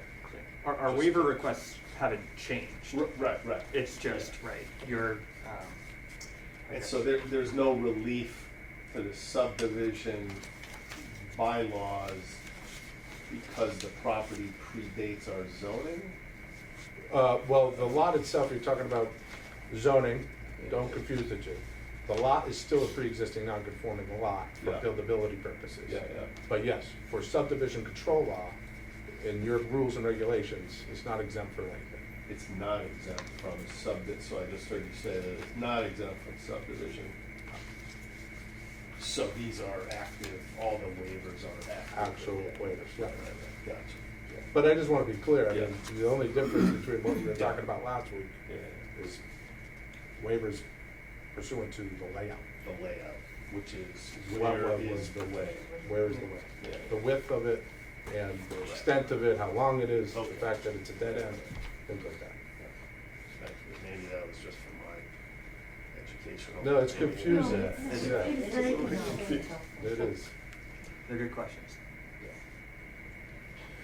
But the width is a fixed width anyways, it's only 25 feet wide. The maximum width we could build it is what it's shown on the plan, This is- right? I think it's 20 feet wide? 20 feet. 25? That's Yeah, the and full we're extent. building it 14 feet. Okay. Well, I think all the roads on that way, all those ways are all 25 feet wide. Yeah. But some of the waivers are extensive. They include things like 3.3.5, the layouts in there, but also the profile, the locations of drains and sewers, and cross sections of the ways have to be defined in the plan. So once again, I think so the locations of any drains and sewers, including cross-sections, have to be defined. 4.1.1 on streets is safe for abutting lots, existing obstructions, which would be, underground, whatever, has to be. These are the things we're asking waivers for, which goes directly to the assumption that there is this way, where it is, and there's safety and concerns about that. My, well, so that part hasn't changed. We've always sought a waiver from that. I guess that the difference is, I don't think general system and 411 that you were mentioning was, that was something that you always had full purview to not grant if you wanted to. I think mostly those are plan requirements. So, but 414, 415, 416, and 417, I think are, those are the ones where you now have, I guess, more discretion than you had under 81FF. And the plan requirements are showing locations of underground utilities, sewers, drains and stuff. So I think that may be a gap here because it's not shown. And I think, so one of we tried to address some of that in the conditions that are part of this approval. I think it's condition 10? No, sorry. The one with- 6? Sorry, condition 4, I believe. So that is providing fire department, planning boards, third-party engineer that there's no underground contents, or that would make it unsafe for emergency access. So that would necessarily include all of that information. It's got to be a fully engineered plan at that point. Yeah. So, or at least whatever a peer reviewer would want. So. Why would we want to put that in the condition rather than before approval? It's the plan's been before you for however many days. It's decision time or withdrawal time, and we just would rather not go through this process again. It's been very burdensome and costly, and there's a litigation, so just trying to get it done. It's not the last time we'll be before you. So. I have a question, maybe for both council. Right now, this is all for one lot? One lot. There is a vacant parcel that Mr. Hanson used to own that was conveyed to another party. If that should be then approached, how do we handle this? Yeah, I was just thinking about this before the hearing started. I think it's implied by the way the decision is written that it only is approving one lot, but we could add a condition that we are only approving one lot, and any addition lots would require a modification to the decision. That would make me feel better. Yeah, I was thinking the same. I think it's thing. implied by the decision, but. I do see it says number of lots, one lot on existing property. Right, but to clarify, why don't we just add something? Yeah. Yeah, that in case the boards change. That was something I was looking through here that I thought would be in here until I saw the first page. Yeah, and I thought about it 2 minutes before the hearing, and then went out there to ask counsel if he was gonna object to that. Good, right, and no objection. And Middle Road was the name just decided by the town? That was. I think there was some confusion. There's another beach road somewhere in town. So rather than calling it Beach Middle Road, it was too confusing. We just agreed to Middle name it Road. Middle Road. Good.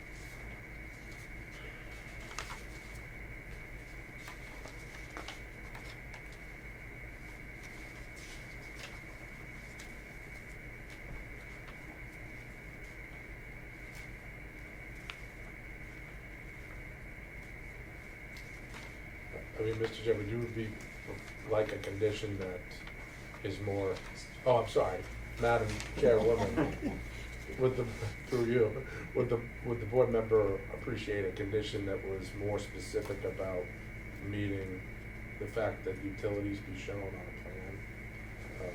than what we've written.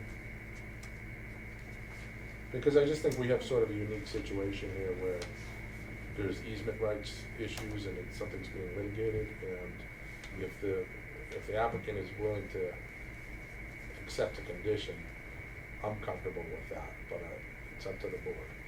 To adding that condition that they must be shown on the plans? Yeah. And I agree, thank you for drafting up the conditions. It is in there, the plan shall include the location of the septic. We're okay with that. Including the tank and the leach field, the entire Everything, septic. you know, Whatever's there. when we're allowed to do, the due diligence at that time, you know, we're happy to provide all the information needed to meet the conditions. I mean, Was that on the plan? we got our hands tied to a point. I give you all the information you needed. I can't right now. Like, what are those, That's- you know what I are they mean? underground utilities or overhead? 'Cause subdivision. Everything's overhead over there. The underground utilities I was mentioning, the sewer, or any other So, drains right. and other. Everything over there is overhead, and all the roads. I don't know if anybody's been down there, but they're all gravel roads. None of them are paved. There's no curbs. It's all just gravel ways. There's no underground infrastructure. It's like a lake community. Yeah. You know, it's all gravel roads. Which you ruined. So it's in there as a condition, I just kind of object to it being a condition after approval. I mean, if I know it's late in the game, but I think. It's a that's condition, if it gets approved with that condition, and that condition isn't met, then the approval Yeah, right. is void anyway, so. That's almost the same.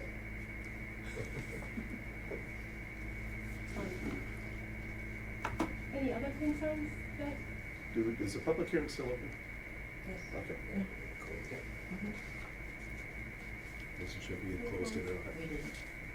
Are we ready to close this and? Can I would just like to remind you, I do have a septic system with a leach field, and this is in court right now under civil. So, So what I'm asking is the board is to please not make a decision on Beach Road until it is heard in the court. so Timeline. my understanding is if it fails in the court, then the plan is null and void at that point, because they don't have right to do what they want to do. So that solves that problem, even if it went through the court. But I don't trust him. He's already done stuff, trespassed on my property, tore down no trespassing signs. He's apt to do anything. So I'm just trying to avoid that situation. There are time, we have time constraints. Yeah, Like, that's the problem, is we- we're. we have, time limits proposed, state there, we have to follow, between us submission, and then either, approval or denial. We really can't just keep something open. We just can't, we don't have an option to just kind of, especially in court cases, we may not know anything for a year, depending on how backed up they are. So we do have to vote and. Now, can they begin construction on this prior to the legal proceedings? Well, they're shaking their head no, but actually, in my opinion, they could if they meet all the conditions.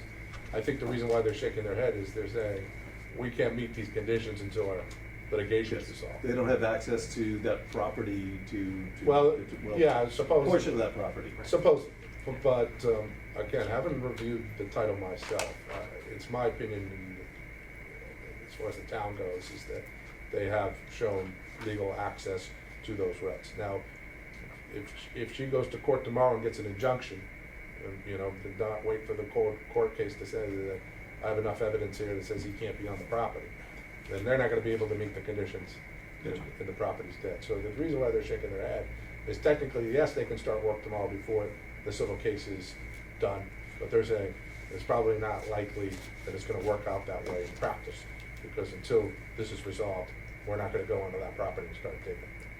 We'd have to satisfy the conditions of approval, get all the sign-offs, and to do that, we would have to do subsurface work.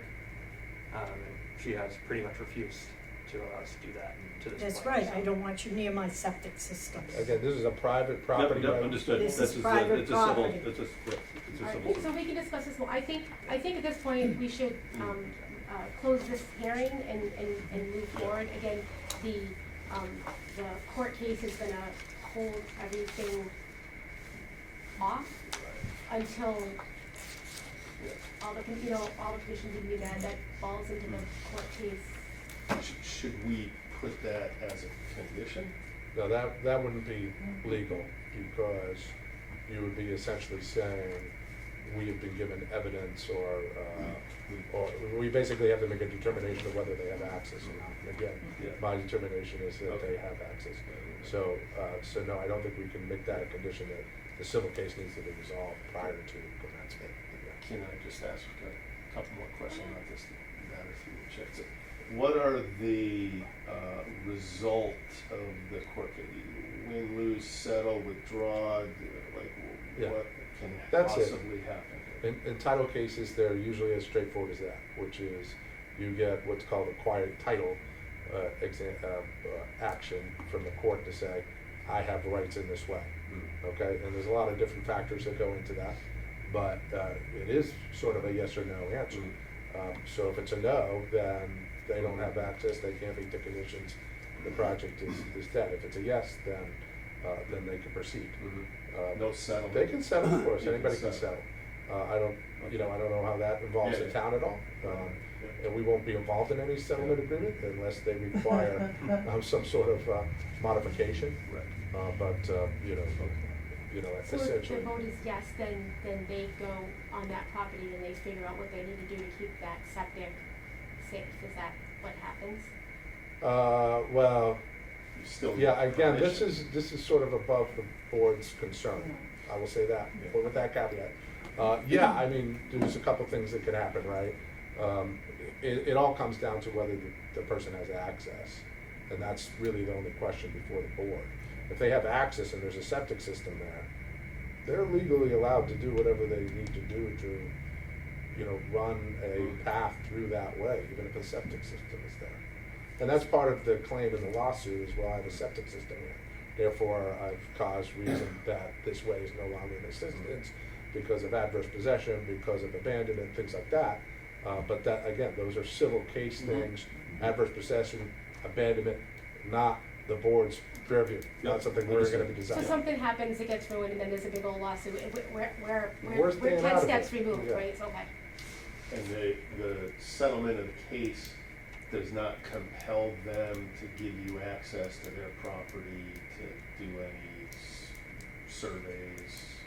It's still under their permission to. I mean, get whatever the access. settlement says, I'm not, yeah. Yeah, settlement can say whatever a settlement But says. we it's would still have to between the comply parties. with the decision in order to do anything under the decision.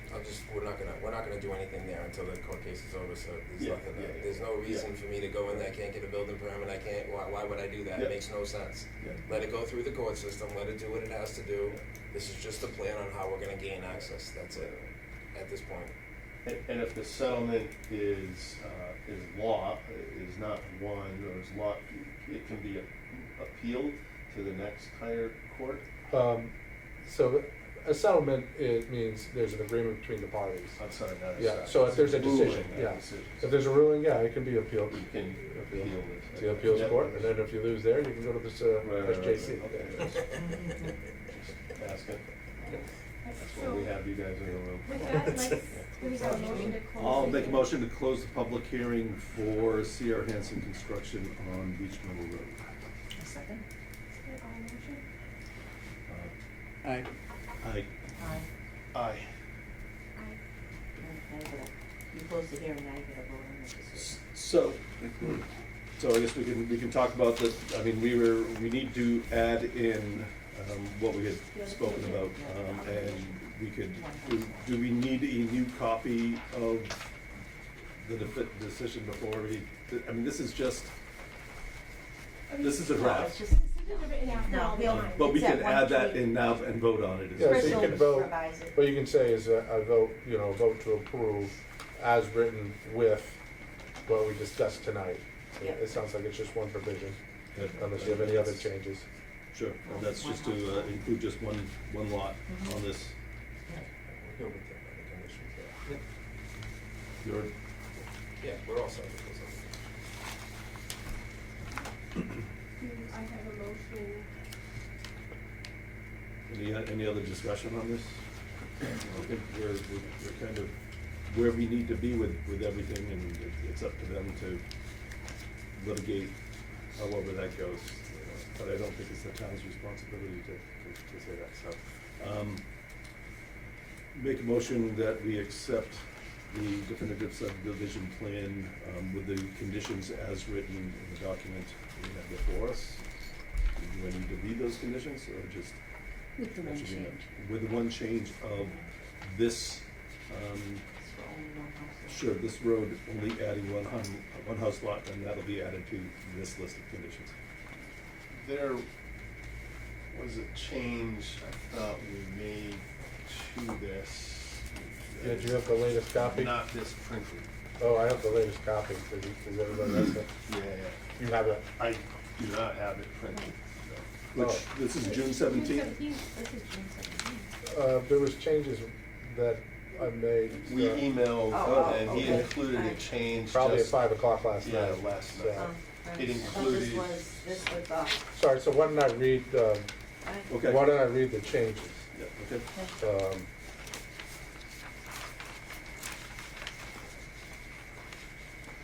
No, those are the findings. I ran out. 3 for the final. Oh, yeah, this is it, yes. Okay, yeah, the changes are to, actually, let me make sure I have it right.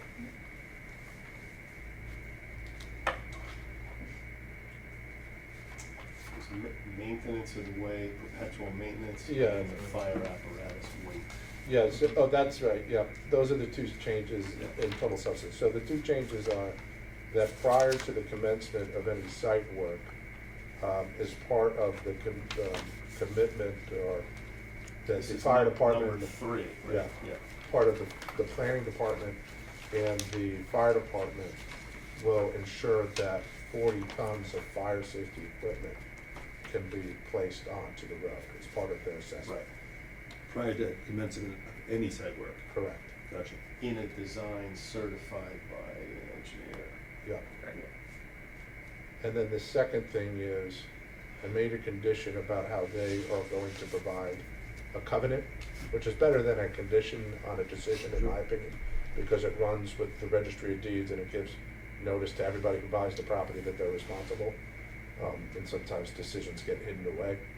So we had that they will enter a covenant that provides that they will be responsible for the private way, and that the covenant, this is the addition, the covenant shall also provide that the owner shall be responsible for the perpetual maintenance, grading, drainage, and timely snow plowing of the private way. So that was added to condition number 6, I believe. So where it says that they need to, prior to the issuance of any certificate of occupancy, they're gonna provide a private way access covenant. We're just adding that as part of that covenant, it should also include that they should be responsible for maintenance, grading, drainage, and snow plowing specifically. These changes, council and I had a couple of emails back and forth. I think those are good, those are good changes too. So, I'll change my motion to include those 2 items that we just discussed to be part of the decision. Okay. Do we have a second for With that? no additional lot. Yep, we have a motion. Second? A second, Julie. All in favor? Aye. Aye. Aye.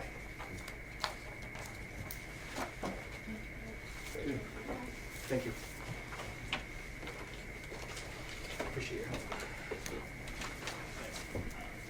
Okay, good night. So I'll make those modifications to the decision, and then, do you typically have the board all sign the decision? Maybe you wanna make a vote that one person could sign on behalf of the board?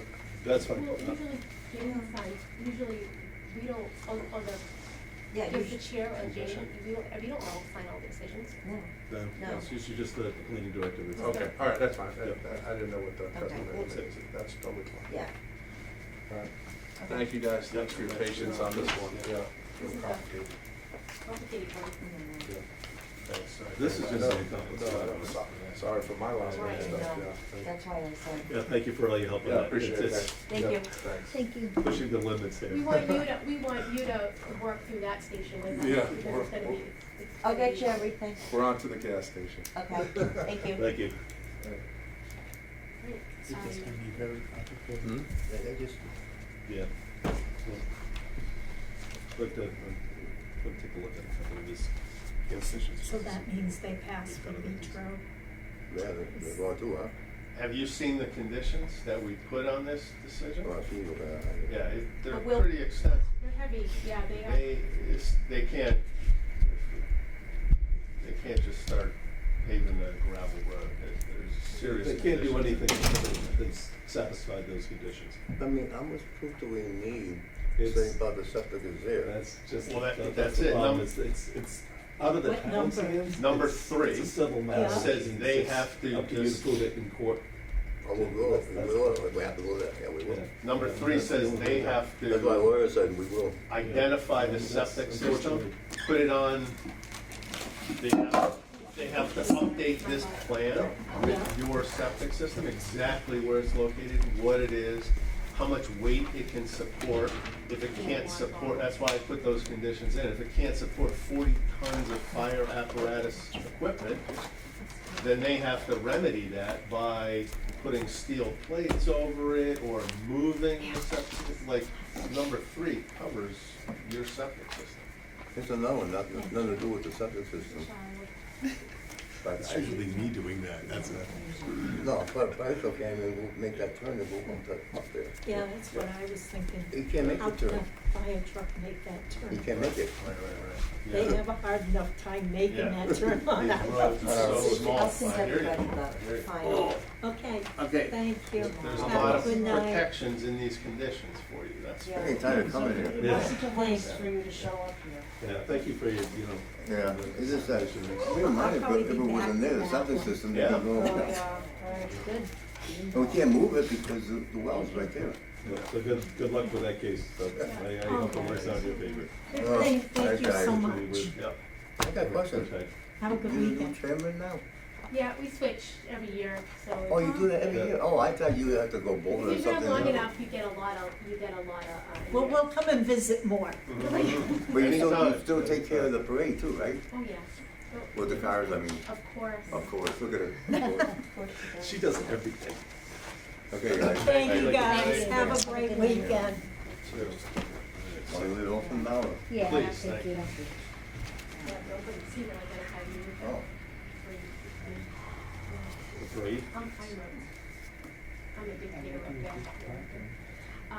So the hearing for the Blue Sky Towers, that was supposed to be at 7:40, is continued to July To the registry of 15th, deeds. 2026. Do we need a motion? Pretty easy to look. Absolutely. Good. Make a motion, we continue Blue Sky Towers, wireless tower, special permit to July 15th. Second. All in favor? Aye. Aye.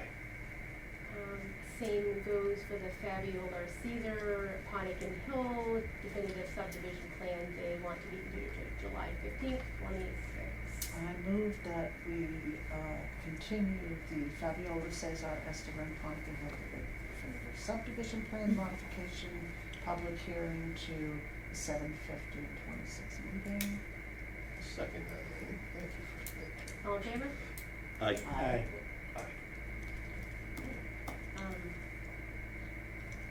I have there's a letter from the Kozowski Lambs Farm Estate definitive subdivision, the annual approval extension. They're looking to extend it to July 20th, 2027. And can we have a motion? Make motion, we extend the Kozowski Lands Farm Estate definitive subdivision approval to 7/20 of 27. Second? All in favor? Aye. Okay, so we have in A&R, Denfield Road. Ken Kozowski's also, doing the paperwork to get those roads accepted. All the roads are just the phase 1 and 2, isn't there a phase 3 there too? Amber The 2 roads on phase 1? Yeah. Okay. For the fall? Yes. Yep. This meets all requirements. They're taking a large lot and breaking it out to create one lot.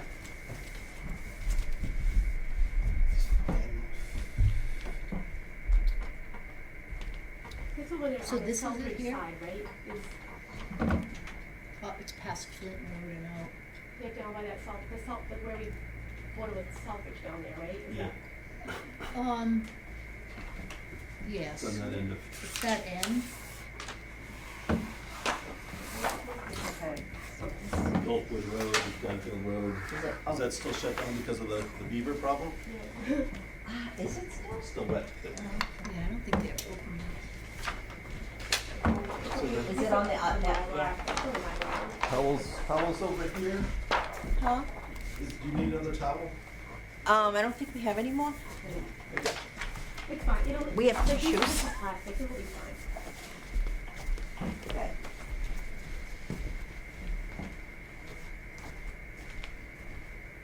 And it has the upland area required, even though it's pretty wet, but it does.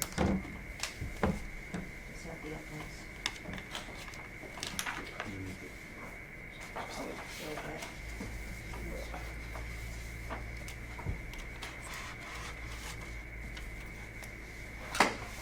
You really concentrate. All You the sippy signatures- cup for you. Signatures, I did this what I need. Flask, they don't spill either. Make a motion to approve the A&R for Denfeld Road for the Mason property. Do you have a second? Second. All in favor? Aye. Aye. The third. Aye. So it is June 17th. All right, so we have to sign both of these things. Yep, paper in We'll just leave it there, we'll all walk around? Yeah. One over here, one over there, how's that sound?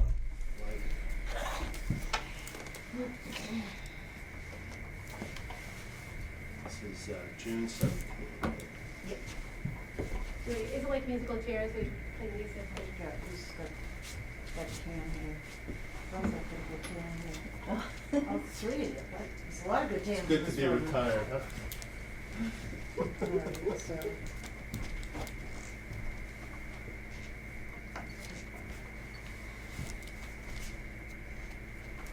I only have 14 more years.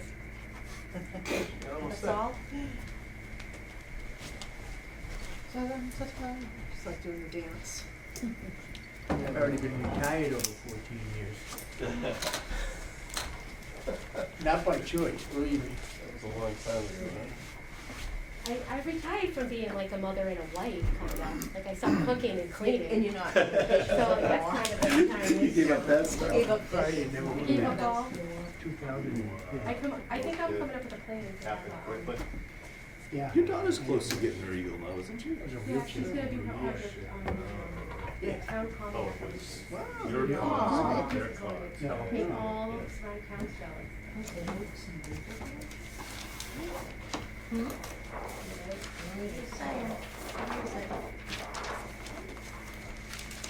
Next we have. It's not this anymore. Hazu. It's Tim Yeju, the Casey Road reduced frontage lot special permit annual approval extension request. Do we have a? I'll make a motion to approve the Casey Road reduced frontage lot special permit for page two, formerly Vincent. Did that just sell or was that? It got sold. Okay. It got sold last year. Just, Gotcha. just an extension. An extension to July 22nd, 2027. I second the motion. Just a question, is that the map number right? I sent an email, I think it was 1A 10.3. I The know you're deci- following the decision, Yeah, I'm but following the decision. If it is 1A 10.3, then I have to look into, like, we have to do another decision. oh really? Yeah. I just, cause I went to the map, that's Yeah. all, I wanted to see where the parcel Yeah. was. The decision And it came said, up you know, 1A. I went, the decision So said it all of was, them. So way was back, it was wrong, in wrong a way back typo. when in- So I have to, I just, legally, I wasn't sure. yeah, You guys legally had I need to do look into everything. it because I believe that, I know it would be easy to write a decision, but then you have to get rid of the other Maybe decision. it's just a scrivener's error. And Right, if it's simple like that, Yeah, absolutely. cause there is no 1B map. Yeah, It's 1A. Yeah, but we need to extend it and Yep. Okay. Okay. I will talk to council on it. Yeah, So we have a motion, do we have, was there a second? There was Yep. a second? All in favor? Aye. Aye. So the 61D lot release, St. Mark's Coptic Church. Those are the same ones we looked at before, or No, the you know, different remember lots? how there were so many Yeah. lots, there's two The more. 9 lots, Yeah, and these are yeah. 2 more of them. Okay. They're doing it, yeah, I don't know why It's- not. It's One still the by same one, two by situation one. there. Yeah. So they can increase the pain for the people that. Sure, so they can put that off just in case they don't sell, they're still in 61B. Okay. We got it. I'll make a motion, to recommend, the select board pass on their first right of refusal for the 61A lots of, 10B 2.6 and 10B 2.7 on Gould Road. Second. All in favor? Aye. Aye. Aye. You want me to give an update? Yep. Couple things. Andrew was working with a committee for the housing production plan, and at a meeting, we have to accept it. Both planning board accepts it, and then the selectmen both accept it. And their meeting is August 11th, so I put it on our August 12th agenda, and I have a copy for everybody to just review it before that. Okay. Okay. Now, was that part of the housing plan and recreation plan? Not, Wasn't there? Okay, not this is just recreation, this is on just housing. But we just approved, the town just, Oh, recreation? was there a recreation plan that was approved too? I thought I read that However, somewhere. I just wanna tell you that it didn't actually go to the Recreation Commission.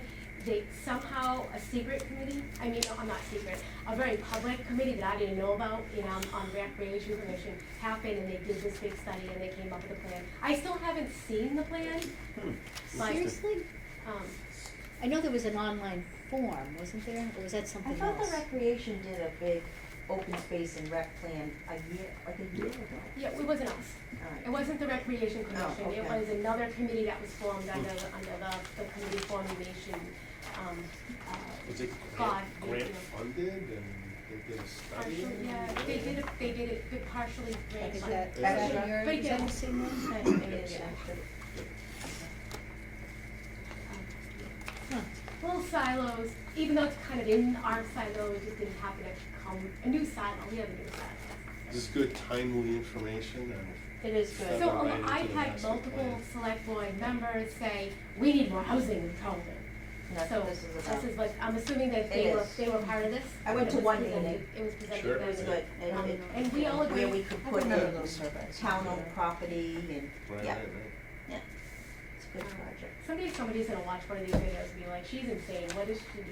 She'll have to filter. So at our next meeting, we have the, Snake Hill Road substation, and we also have the Burlingame reduced frontage lot on AF Putnam Road. And Recreation has asked to come to our meeting to discuss adding lighting at Maynard Park. You know about that? Yeah, I do know about that. So, She knows all about that. that, it's just a discussion, there's not a plan, they wanna see how you feel about that, cause in the approved decision, it says right on it, that no lighting, they didn't want Back any. many, I do back remember- many years So ago, that's the problem. when they How it wanted- passed. There was we didn't do lighting because the neighbors didn't want lighting or whatever. They didn't want night games because of noise at So the night. deal is they can't have, we have a very, speaking as citizens, no, I'm really on that point, and I actually did a tour, kind of went and said, let's be a good recreation commission, go down there and actually walk the fields and look at everything, and the question came up was, where are the lights, is electricity, you know, and that subject matter came up, and so, you know, that the season that football plays, it gets dark early. And so they can't even have late practices during the season because it gets dark. You know, once a year, Nichols College lets them have their one night game because you know how, you know, in the movies they all have the under the lights. But that's not, if we could potentially get some lights down there, even light, you know, they make such fancy lights now, really just to cover the field, maybe, you know, some solar or whatever, to be able to make that happen. It's a good thing to put in front of the board and, see what the next, whether it needs to be sort of a hearing and do, you know, Right, public right. notice, Is to it- see what the Things next have step will be. changed since Right, the is it decision a was quick amendment to originally the plan made. or a Yeah. whole public hearing Quality with technology. the abutters and I that's? remember when my kids were young, they used to use the Bay Path fields. That doesn't happen anymore? Well, they're just, swamped up, they have their own, you know, it just. Which it's- has lights. Trying to find the right, We which has have lights, such yeah. a lack of good, recreational fields, a huge lack. We have no parking, you know, people get into fistfights over parking down there sometimes. True.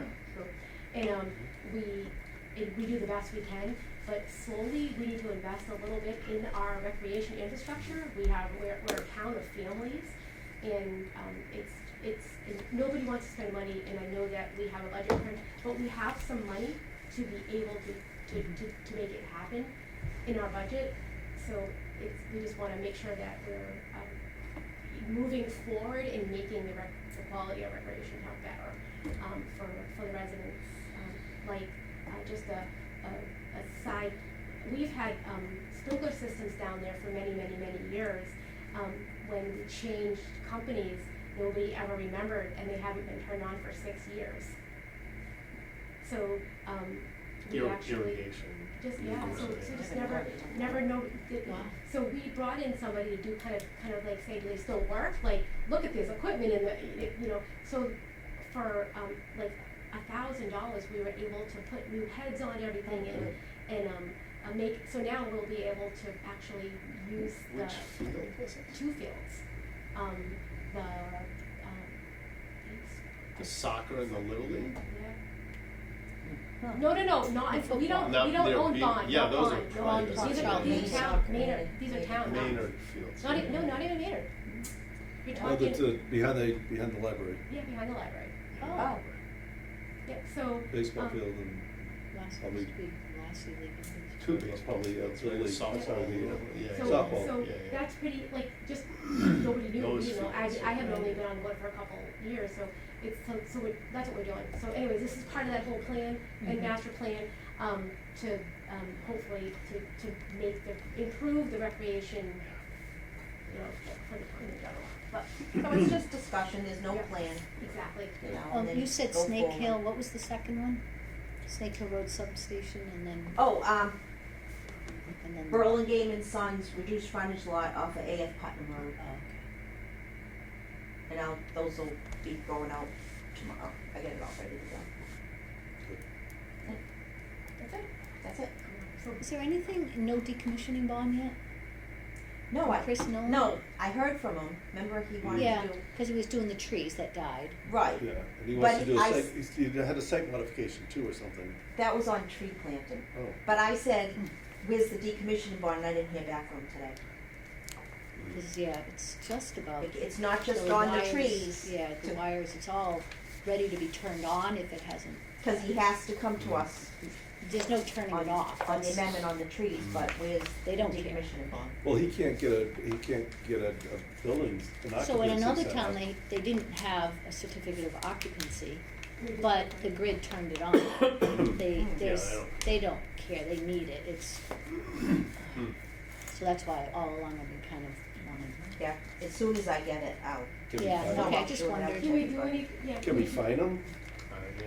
You know, if they're, I would think that there'd be some sort of fine. The if they're- town of Warren, wanted them to be shut off, and the grid said, laughed at them, no, we can't So shut it you're off. saying if they turned it on If they without. turn it on, right, fine, right. Do fine we them. have any you sort know, of give them a fine. precedent or policy to be able to find There them? might be a bylaw Yeah, on no, occupancy without a permit or something. that would be Kurt, we could. Yeah, do. Kurt. Just wondering, Would that be you any know. little fines? Like, we only have these. $50 a day. Yeah. Fines like.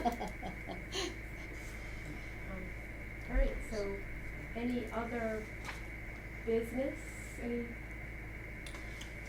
Have we heard from Amazon and their Flex delivery? Yeah, Flex they wanna delivery? have a sit down with, Yeah.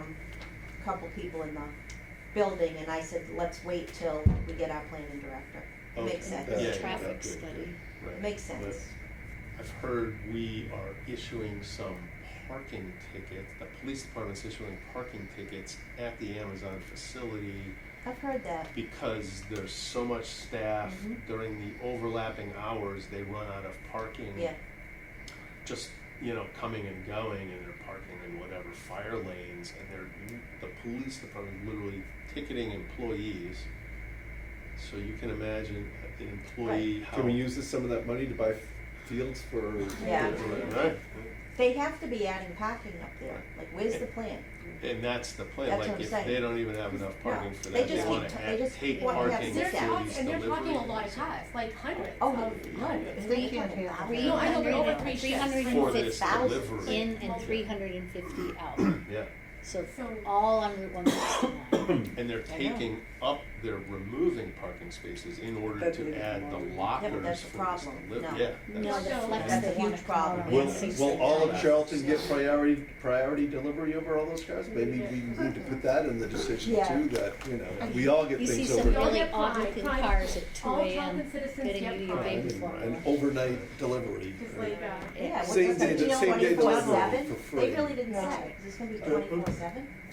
We all get same day delivery for free I instead of I having think to pay it's, for it. I agree with you that if they can't handle their own employees' parking, they can't be doing this extra stuff. I mean, that's what they're gonna have to figure out, Yeah. their parking, they're gonna have to. Whole new site plan. And it's They're gonna not have just to people lease late somebody's- for work, lease somebody's it's property and people park late for off-site work, so and they do park in a busing. fire lane. Yeah. There's, it's that crossover. the overlap. Yeah, Yeah. overlap. And he mentioned it when we talked to him. Do they typically have a detailed person in their shift change? Maybe Oh, they need So, I one. don't know how the police get out there. It's the other, people who have lots will rent their lots and say they'll bust them up. I do have a question, it's not on our agenda or anything, but, there's somebody on my street with an ad renting land for boat storage on his property. Is that allowed?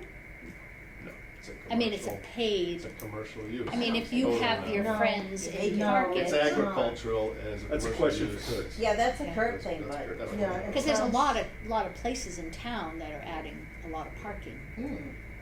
It's Right, kind Do of they so odd. advertise it just for the storage sign is- on the wall is by a any big- chance? You know Cash how only? we had the plan to add storage.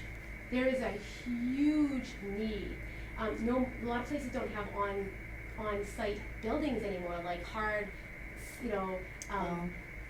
what is it, like Office or hard Headquarters. offices or, so these rental spaces are worth, we were just joking around, because we have a couple of apartments that are with a detached garage and some of our properties, we're like, we should not rent those out as.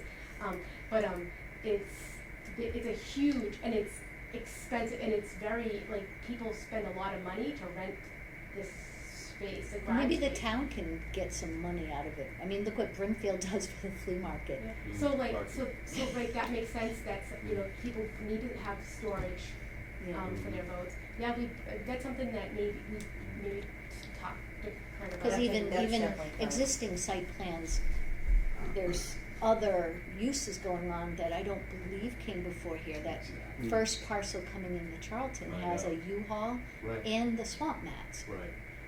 And we're giving Larry a hard time, this guy didn't even come to. No, you and I know he make an has application for a use. paid, like a billboard, but it's the side of the Yeah. tractor That's trailer, it. so it Right. kind of Sign. circumvents, Mhm. because it's movable, so I remember Kurt saying, well, it's not a, it's not a Like, sign. those are things that. You're talking- Yeah, but we those do are- have he does have that form now, so, Okay. but it's a site plan this board approved for that gentleman. And he was Yeah. supposed to have an entrance and a little landscaping, and everything was supposed to be out back. Out back, yeah. Cause he has that garage back there, but now I know. The U-Haul started It's- showing up. it's Yeah, I right saw that there, the other day, so too. if he's not following the site Yeah. plan, Yeah. then zoning enforcement will go, is that the next step? Yes. Yeah, Yes. It's not an Okay. approved use on Yeah. this site plan approval. Question, anybody know what's going on by the apple orchard where that rental unit was that's getting cleared out? They had rental bays, wooden rental bays that went. Oh, yeah, off of 20. Off of Route 20. Yeah. Talking about the cutters? No, No, just right, before. It was if for you sale left or something, right? They're doing a lot of land Depot clearing in Road. there, I wasn't sure. if Okay. it going was- towards Worcester, Yeah. you go downhill, as you go up, come up the hill, right after, probably not even a mile down, on the right, there was a little Yeah. self-storage place. It was all wooden building. Yeah, it was Found it. older, but yeah. I thought that was just logged, doesn't Nancy Yes, own that now? It's logged, Isn't it yeah. the same property that connects to L. Stevens Not in sure. the back? Not sure what Lemansky those. does own a piece of property. Does He he owns a own that? pretty Yes, he large does. piece, I think I it's know he does. probably logged. What, in there? I wasn't sure if the orchard was putting a second entrance Oh. up there or okay. something Oh, like over that. 'cause that's there, where I we thought I'm it was sorry, Orchard. Yeah, yes. that's what I'm talking about. Okay, one up from where I was thinking, I Yeah. don't know. It's, Yeah. you haven't seen that? Okay, nothing's come through. No, I know who owns it. No, not yet. Okay. No. Do you know of anything that you heard anything through the I grapevine? just know who owns it and Okay. So don't they have a rule that you can't clear more than 30% of the parcel? Is it, am I remembering it correctly? How big is that parcel, though? How much True. do they own? Oh, yeah, you have to have a DEP permit. I didn't to think clear that was that more big than of a a certain parcel. Was that what it is? Mm. Or you have to get an I'll let you know NOI? if I get Okay. anything there. Yeah. I was just curious, I saw it, I wasn't sure if, Yeah. It's not very high because I mean, that's percentage. the area that we had talked about VGG putting another Yeah, entrance in that's it. there. Yeah, They said, that's no, it's too right. expensive, but I saw the Mhm. Yeah. road and I thought, well, maybe it isn't as bad as what they told us it was gonna be. That would have been a better. Oh, do you know what I heard? Sure. They might be planting trees there. Just Okay. through talk. Oh, Planting trees. Yes. So Removing they would trees not to have to plant come to the trees. planning board to plant trees. Plant apple trees or any kind of tree. Just, I heard trees. Okay. Nothing formal, I just gossip in the town. I can do that. Okay. Yeah. So Like the way- don't have to come to us for Refreshing. that. Planting trees. Yep, so hopefully that's what it is. Okay. Yeah. Anything else? Jane, the Snake Hill power substation. When did they, what's going on? Like, how old is that application, that design? They had 2 phases of temporary, Okay. and now they want it permanent for Amazon. It's not for anybody else. It was for Amazon. It yeah, was yeah. before, and now they're making Okay, it permanent. so it was the temporary one, and then this is the They will remove. final? Yes. Okay, Yeah. so we kind of approved it with the Amazon application? The temporary, The temporary. but now okay. this will be permanent, Okay. so we had them go through full. And it's connecting Right. that substation with the Snow Street substation in Southbridge. And they were at conservation So today, that's the piece of Oh, property. okay. because it So goes it's through not- wetlands. Yeah, it's not a whole brand new site plan, really. But I did Yeah. put it as one, Yeah, but okay. yeah, they've gone through I 2 remember it phases. with Amazon. Yep. Sure, what could go with that, though? That's an odd, Oh, the tree location. yeah.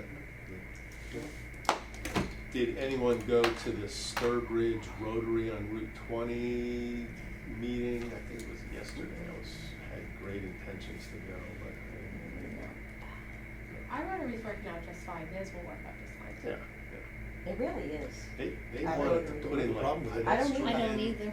I Yeah, actually that's like why you it. didn't- It seemed I like like a it. terrible idea at first. I know, Is that I where thought they're the same putting it? thing, I'm like, We what? don't like, At Palmer? humans But I- don't like change, so it's. But Um, we're slowing Yeah, down. I 149 feel, up I feel there. better about it. Oh, way up there. Yeah, by Spence, I thought people going might into get accidents, Spence. so they weren't gonna Yeah, slow. they- It's all, Yeah. I know, I know, I guess they do. 49, not 49. 1, I'm thinking 148. They do. 40. I'm saying, I thought, what is this?